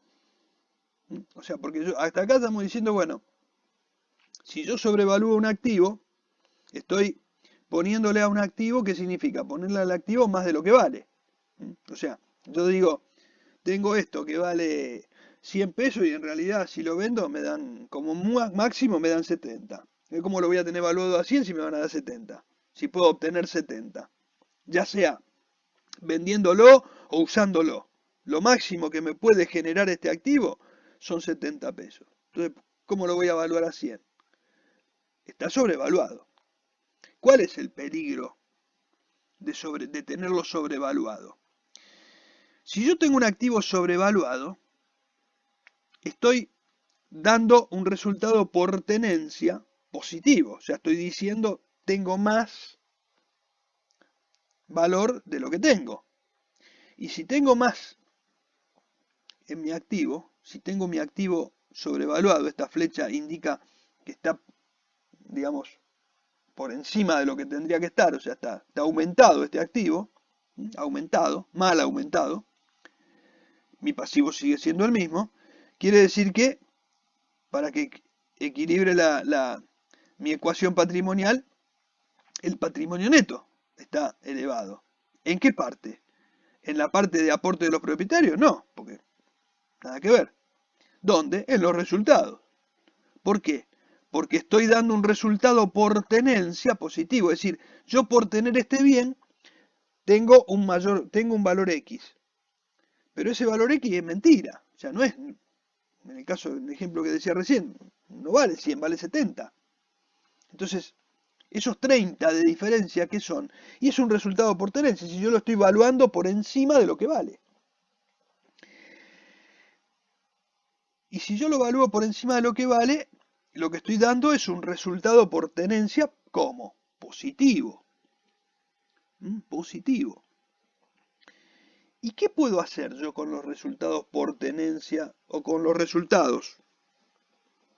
Cualquier resultado positivo. Esto, distribuir utilidades entre socios y o accionistas. O sea, yo puedo distribuir utilidades. Si yo distribuyo utilidades, ¿qué voy a hacer? Voy a sacar plata del activo y se la voy a dar a los socios. Saco plata de acá y se la doy a los socios. Si yo achico el activo, se me va a achicar el patrimonio neto. ¿Por qué? Porque estoy distribuyendo resultados. Los resultados acumulados estoy distribuyendo estos resultados, o sea, estoy bajando patrimonio neto y estoy pagando por esos resultados, le estoy dando plata a los accionistas. Ahora, si el resultado es mentiroso, es un resultado inventado, yo en realidad, cuando ese activo se venda, no voy a obtener 100, voy a obtener 70. Entonces esos 30 que distribuí de resultados son mentirosos. Entonces no distribuí utilidades ciertas. Cuando esto caiga por su propio peso, es decir, cuando ese activo salga de mi activo por 100 pesos, que yo lo tenía valuado a 100, salga y me ingresen solamente 70, se va a volver a caer el activo. Entonces, yo lo que hice fue distribuir utilidades que no eran verdad, que no eran ciertas. Y si yo sobrevalúo activos, el riesgo que se corre es de vaciar una empresa. Porque yo al sobrevaluar un activo me permite generar resultados ficticios, me permite distribuir resultados y en realidad esos resultados son mentira y entonces lo que estoy haciendo es descapitalizando la empresa. ¿Me siguen?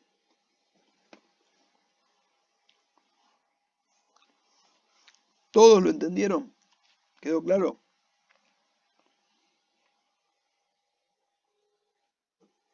Bueno, bien.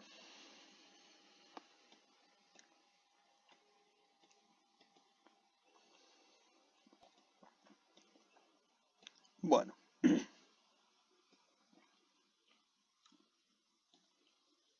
cualquier cosa de esta parte, yo ahora sigo con la, este, con las pantallas, pero después, en todo caso, si queda alguna duda, el lunes volvemos a repasar un poquito algunos de estos puntos para que nos quede bien claro, porque ya ahora después vamos a retomar, ya ahora después arrancamos, yo termino esta parte, todo esto, y ya después arrancamos con modelos, así que, y ahí ya entramos de lleno en todo el tema de modelos, ya con todos estos conceptos que estamos dando, digamos, estamos bien preparados para entrar en modelos y poder ver bien todos esos casos, y ahí ya incluso vamos a ver ejemplos con números y todo, o sea que, eh, digamos, vamos a entrar un poquito más en los temas. Entonces, me falta ahora redondear algunos conceptos más, ver un poco de inflación y ya después entramos en modelo. Pero si tienen alguna duda, la semana que viene, el lunes, volvemos a retomar un poquito estos temas, hacemos algunas aclaraciones para que, digamos, quede todo bastante bien claro, como para que podamos arrancar bien la parte de modelo. Bueno, sí, no. Hasta acá son conceptos. Después, ahora cuando entremos en modelos vamos a ver ejercicios de estos. O sea, vamos a ver cómo se aplica esto que estamos diciendo. O sea, cómo aplico el valor límite. Porque hasta acá el tema es que parece muy en el aire. Después sí, los ejercicios sí, vamos a tener aplicaciones sobre esto. O sea que vamos a hacer ejercitación. Incluso ahora cuando hagamos en la parte de modelos, nosotros hacemos siempre como un pequeño ejercicio muy sintético y eh, muy simple, pero, pero ese ejercicio permite entender bien los conceptos, o sea, lo hacemos muy simple, demasiado simple, para que se entienda bien cómo opera cada cosa, y ahí vamos a ver un poquito todas estas comparaciones, cómo se hacen, cómo se tienen que hacer. Así que ahí ya vamos a empezar a ver un poquito con números esto. ¿Mm? Y después sí vamos a hacer ejercicios donde vamos a aplicar esto. Así que, no, eso lo van a ver bien. Eso, ¿cómo? Sí, sí, sí.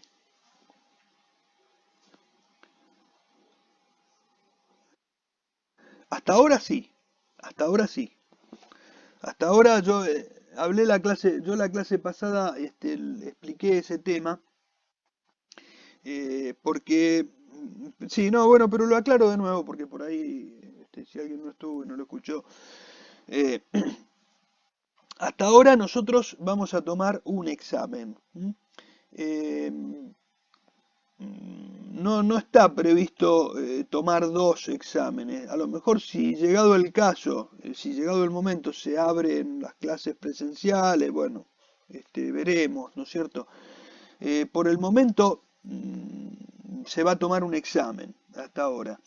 Eh, Esto no es definitivo, ¿m? No es definitivo, pero en principio la cátedra está manteniendo esa postura, ¿no es cierto? De hacer un único examen totalizador y que tenga la posibilidad de promocionar la materia. Eh, Les recuerdo, por ahí en otros casos ha habido posibilidades ha habido otros, se han tomado exámenes que no promueven la materia. Nosotros sí, nosotros damos la posibilidad de promoverla. O sea que en otras materias, por ejemplo, creo que, no sé si, bueno, ustedes hicieron ITC, en ITC me parece que no la promueven, la regularizan solamente, vía así virtualmente. Y después, digamos, la aprobación la tienen que hacer con un examen final. Nosotros acá, en este totalizador, digamos, este parcial que no es tan parcial, porque en definitiva es un final, pero es totalizador y eso permite que se regularice la materia, que se apruebe la materia, no que se regularice, o sea, que se promueva. Así que bueno, por el momento estamos con esta idea, con esta postura. ¿M? Después si llega a haber algún de actividad, no, lo único que nosotros hacíamos un examen, una prueba, una evaluación previa que valía una parte de la nota, o sea que, digamos, se dividía en dos el examen.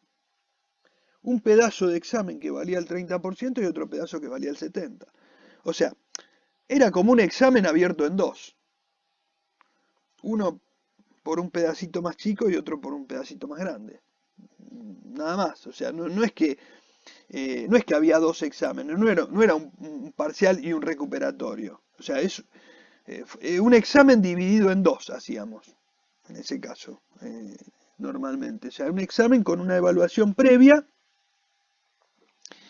que no es que era esa evaluación y después había otra posibilidad, o sea, como si fuera un recuperatorio, no, era todo el mismo examen. De hecho, que la nota que se publicaba era una nota única. O sea, se sumaban esos dos exámenes. Y si llegabas al 70%, aprobaba la materia. Acá en lugar de los dos se está tomando uno solo. O sea, un solo examen y con ese examen podés aprobar la materia. Se está dando esa posibilidad. Sí, sí, decime. Por supuesto, sí. Sí, o sea, con el otro también, porque en realidad vos tenías que sacar Claro, o sea, o sea, es como si vos sacabas el 70 en cada uno, o sea, en cada uno sacaba el 70, nada más que del primer 70% formaba parte del 30% de la nota y el otro 70 formaba el 70% de la nota, o sea, eran porcentajes que se iban sacando, un pequeño engendro, pero en realidad es lo mismo, o sea, vos tenías que sacar el 70% de la nota para aprobarla, en conjunto. Acá lo hace con un solo examen, pero digamos no, la exigencia no cambia, ¿eh? O sea, no es que este es más exigente, no. La única diferencia es que es uno solo.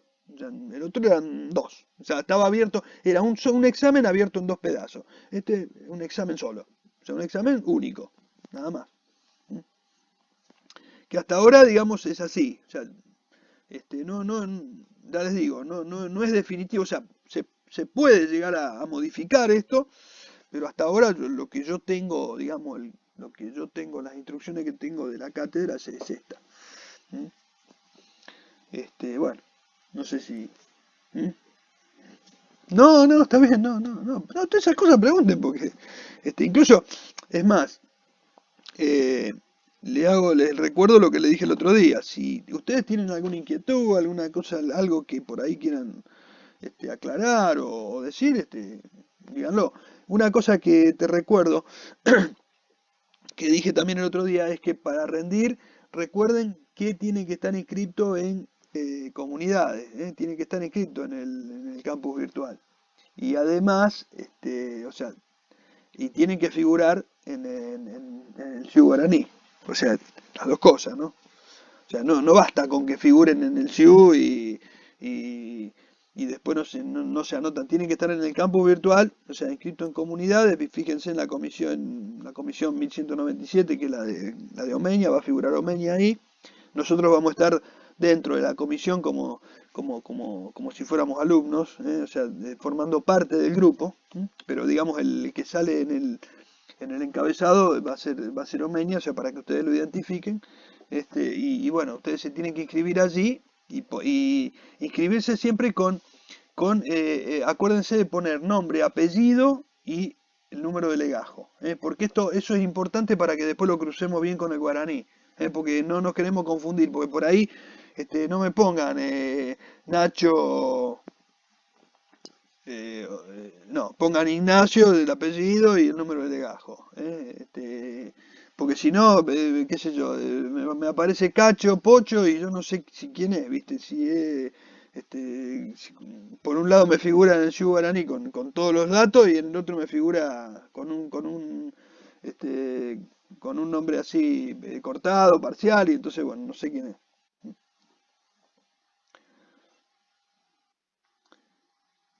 Tienen que entrar al campus virtual, después le paso ahí el link para que ingresen. Este, es un link ahí del campus virtual. Yo ahora después en todo caso se los paso.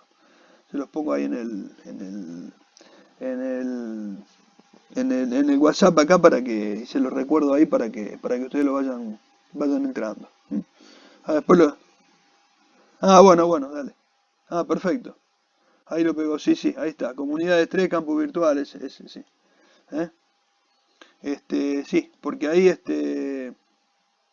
fíjate ahí y anotate en esa comisión, en la comisión 1197, eh, que figura Omeña ahí, así que, y contabilidad para administradores. Entonces ahí se anotan, ponen los datos y ya está, nada más. Es eso solo, es una pavada, es rápido. Pero con eso ya quedan, digamos, ahí y en el guaraní. Entonces ya están asegurados para poder rendir.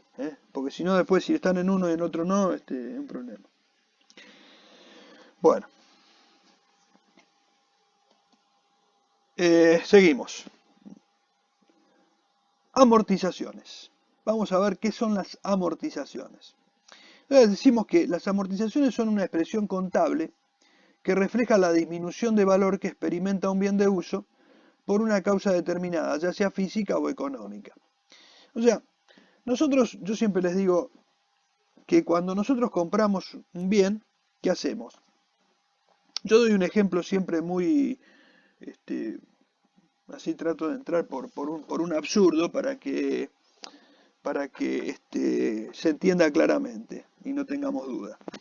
Si yo, por ejemplo, compro una máquina para fabricar no sé, bolsitas de plástico o recipientes de plástico, y resulta que esa máquina me costó 1.000.000 de pesos. Yo, por ejemplo, digo, voy a fabricar 1.000 recipientes por día con esa máquina. ¿Yo qué hago? Yo digo, eh, el primer recipiente, si a mí me cuesta fabricarlo, qué sé yo, 100 pesos, digo, va a valer 100 pesos más 1.000.000 de pesos, que es lo que me costó la máquina. Entonces el costo de mi primer recipiente va a ser el recipiente más más lo que me costó la máquina. O sea, el gasto de la compra de la máquina se lo cargo todo al primer recipiente. No, no puedo hacer eso. Entonces, ¿qué tengo que hacer? Yo digo, la máquina va a durar muchos años produciendo. Entonces, ¿yo qué voy a hacer? Voy a estimar una vida útil, por ejemplo, 10 años, y durante 10 años voy a amortizar un 10% de la máquina.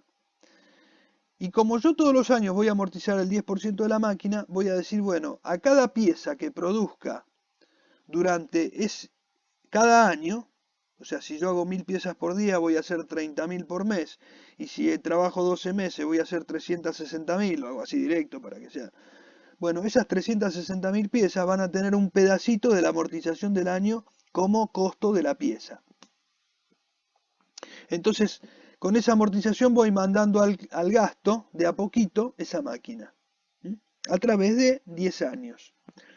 Y entonces a cada pieza le voy cargando un pedacito de esa amortización, que va a ser muy chiquitito, pero me va a permitir que yo en mi costo tenga incorporado el recupero de lo que me costó la máquina.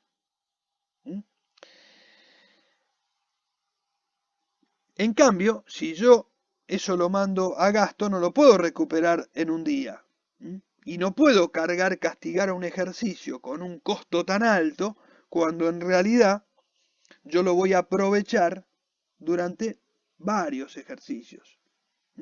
Entonces estimo un tiempo, 10 años por ejemplo, y digo, bueno, lo hago durante 10 años. No quiere decir que a los 10 años la máquina no sirva más y no produzca más. A lo mejor sigue produciendo 10 años más o más. Pero lo que sí, voy a hacer es darle una vida útil estimada. Pero en ese tiempo, mientras dure esa vida útil, yo voy a ir mandando al gasto de a poquito lo que me costó esa máquina. Y entonces me va a permitir incorporar al costo de cada pieza un pedacito de lo que me costó la máquina. Y de esa manera yo en el costo voy a tener contemplado lo que me costó la máquina, y voy a ir recuperando a medida que vaya vendiendo de a poquito lo que me costó esa máquina. Voy a ir recuperando esa inversión.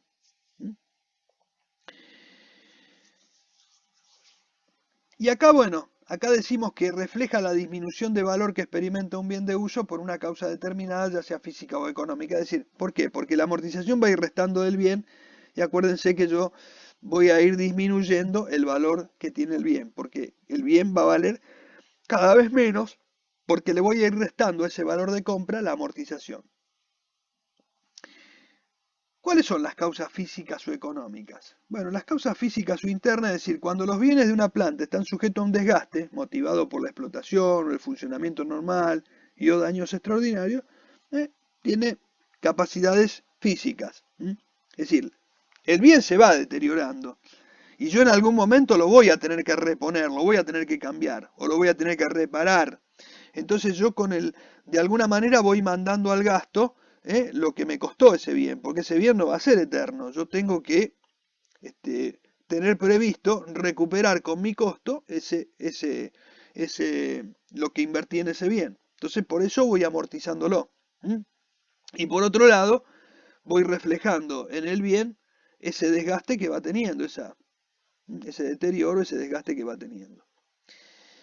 Y también puede haber factores que pueden ser envejecimiento técnico, por ejemplo, qué sé yo, una, una computadora que a lo mejor envejece mucho más rápido que cualquier otro bien, porque van cambiando la tecnología mucho más aceleradamente y a lo mejor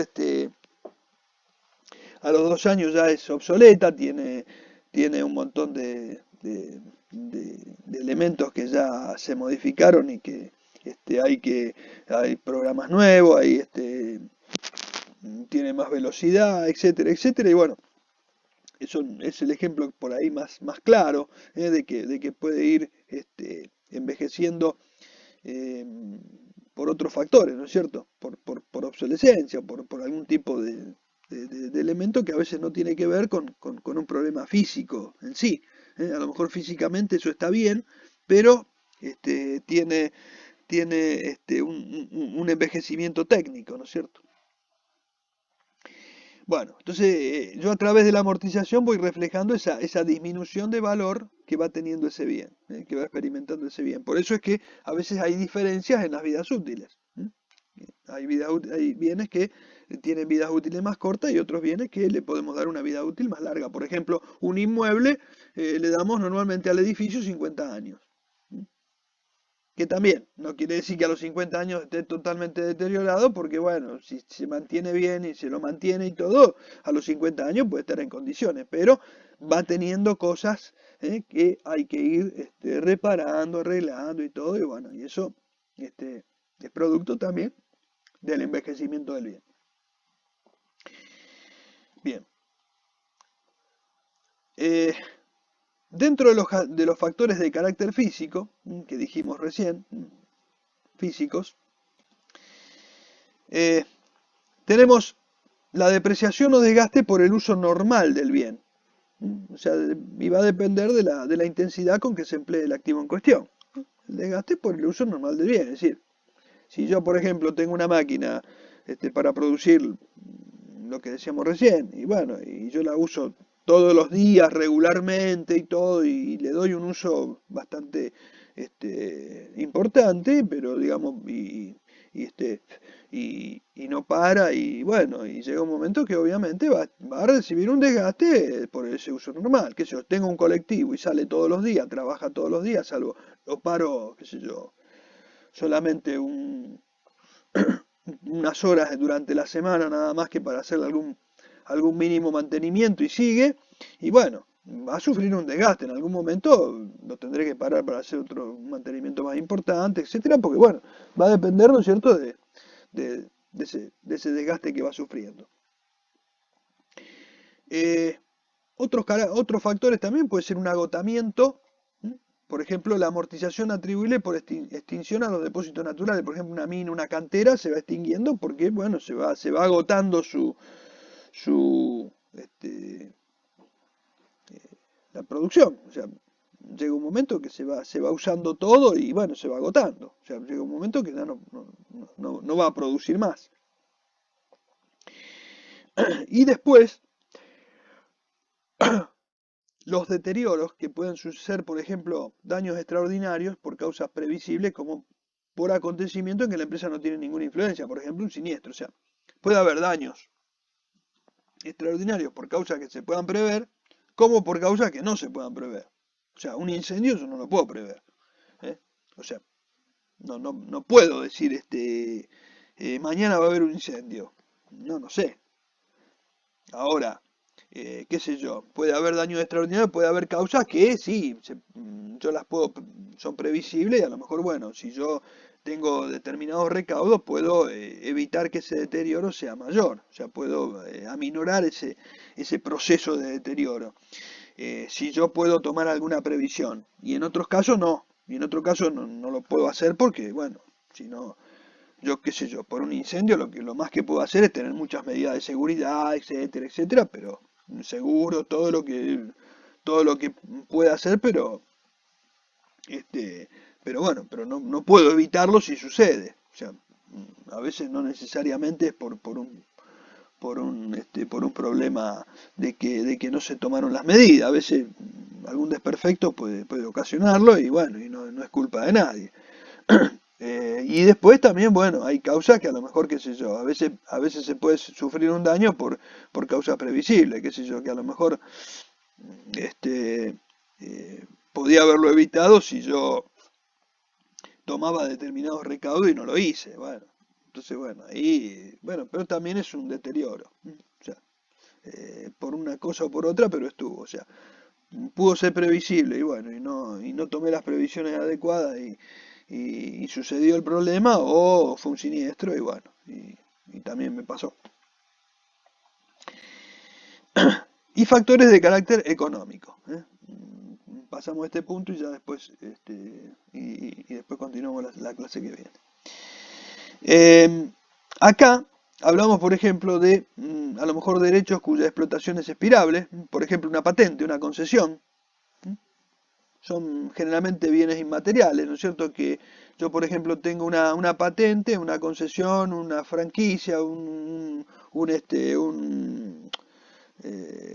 licencia, y a lo mejor tengo un tiempo para usarlo. Bueno, en ese tiempo, bueno, cuando transcurre esos años, después, bueno, ya o tengo que renovar o no. Y bueno, y expira, ¿eh? Ese derecho. Eh, por eso, generalmente una patente, una concesión, una licencia, etcétera, tiene algún tiempo a veces de expiración. Obsolescencia o envejecimiento técnico, o sea, por ejemplo, pérdida de utilidad comparado con nuevos inventos o elementos de técnica más moderna. O sea, por ejemplo, yo puedo tener un bien o una tecnología este, que no se renueva en ese aspecto y bueno, y a lo mejor va a perder utilidad con el tiempo. Entonces, bueno, tiene un envejecimiento técnico, tendré que ir a una nueva tecnología y esa nueva tecnología, bueno, o sea, tendré que empezar de nuevo con otra tecnología, ¿no? O cambiarla o hacer algún tipo de modificación. Pero bueno, ese bien o ese bien que tengo ahí tiene un envejecimiento técnico. Y el otro, puede ser un envejecimiento económico donde en el mercado puedan aparecer mercancías más baratas o mejores. Entonces, bueno, a lo mejor eh, el envejecimiento aparece porque, bueno, porque tengo algo que lo supera y bueno, o que es mejor o que es más barato y bueno, y en ese caso me puede este, eh, hacer que ese bien decaiga en su valor, o se amortice. Bien, eh,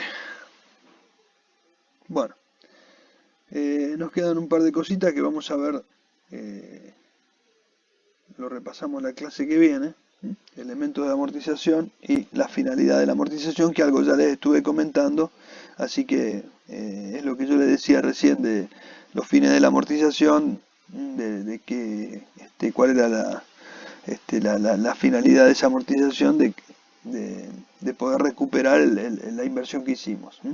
Una de las finalidades. Así que bueno, eso después lo vamos a volver a repasar la clase que viene con estas dos pantallas que faltan. Y después ya vemos un temita y, completamos con algo de inflación, de algunos conceptos de inflación, y ya después vamos a empezar con modelo. Así que la clase que viene vamos a hacer un mix. Terminamos esto y después arrancamos ya con la primera parte de modelos. Así que bueno, si tienen alguna pregunta, lo escucho y si no, nos vemos el lunes. Sí, sí, sí, sí, es un tomo. Sí. Es un libro gordo, un libro bastante gordito. De todas maneras, es- ¿cómo? Sí, ajá, sí. Ah, no sé ahora cómo vendrá. Yo había un tomo. Sí, sí, sí. Bueno, dale. Bueno,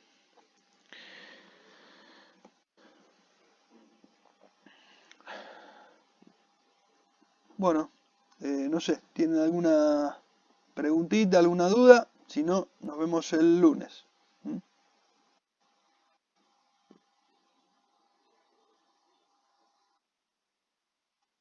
Bueno, bueno, bueno, bueno, buenas noches, buenas noches.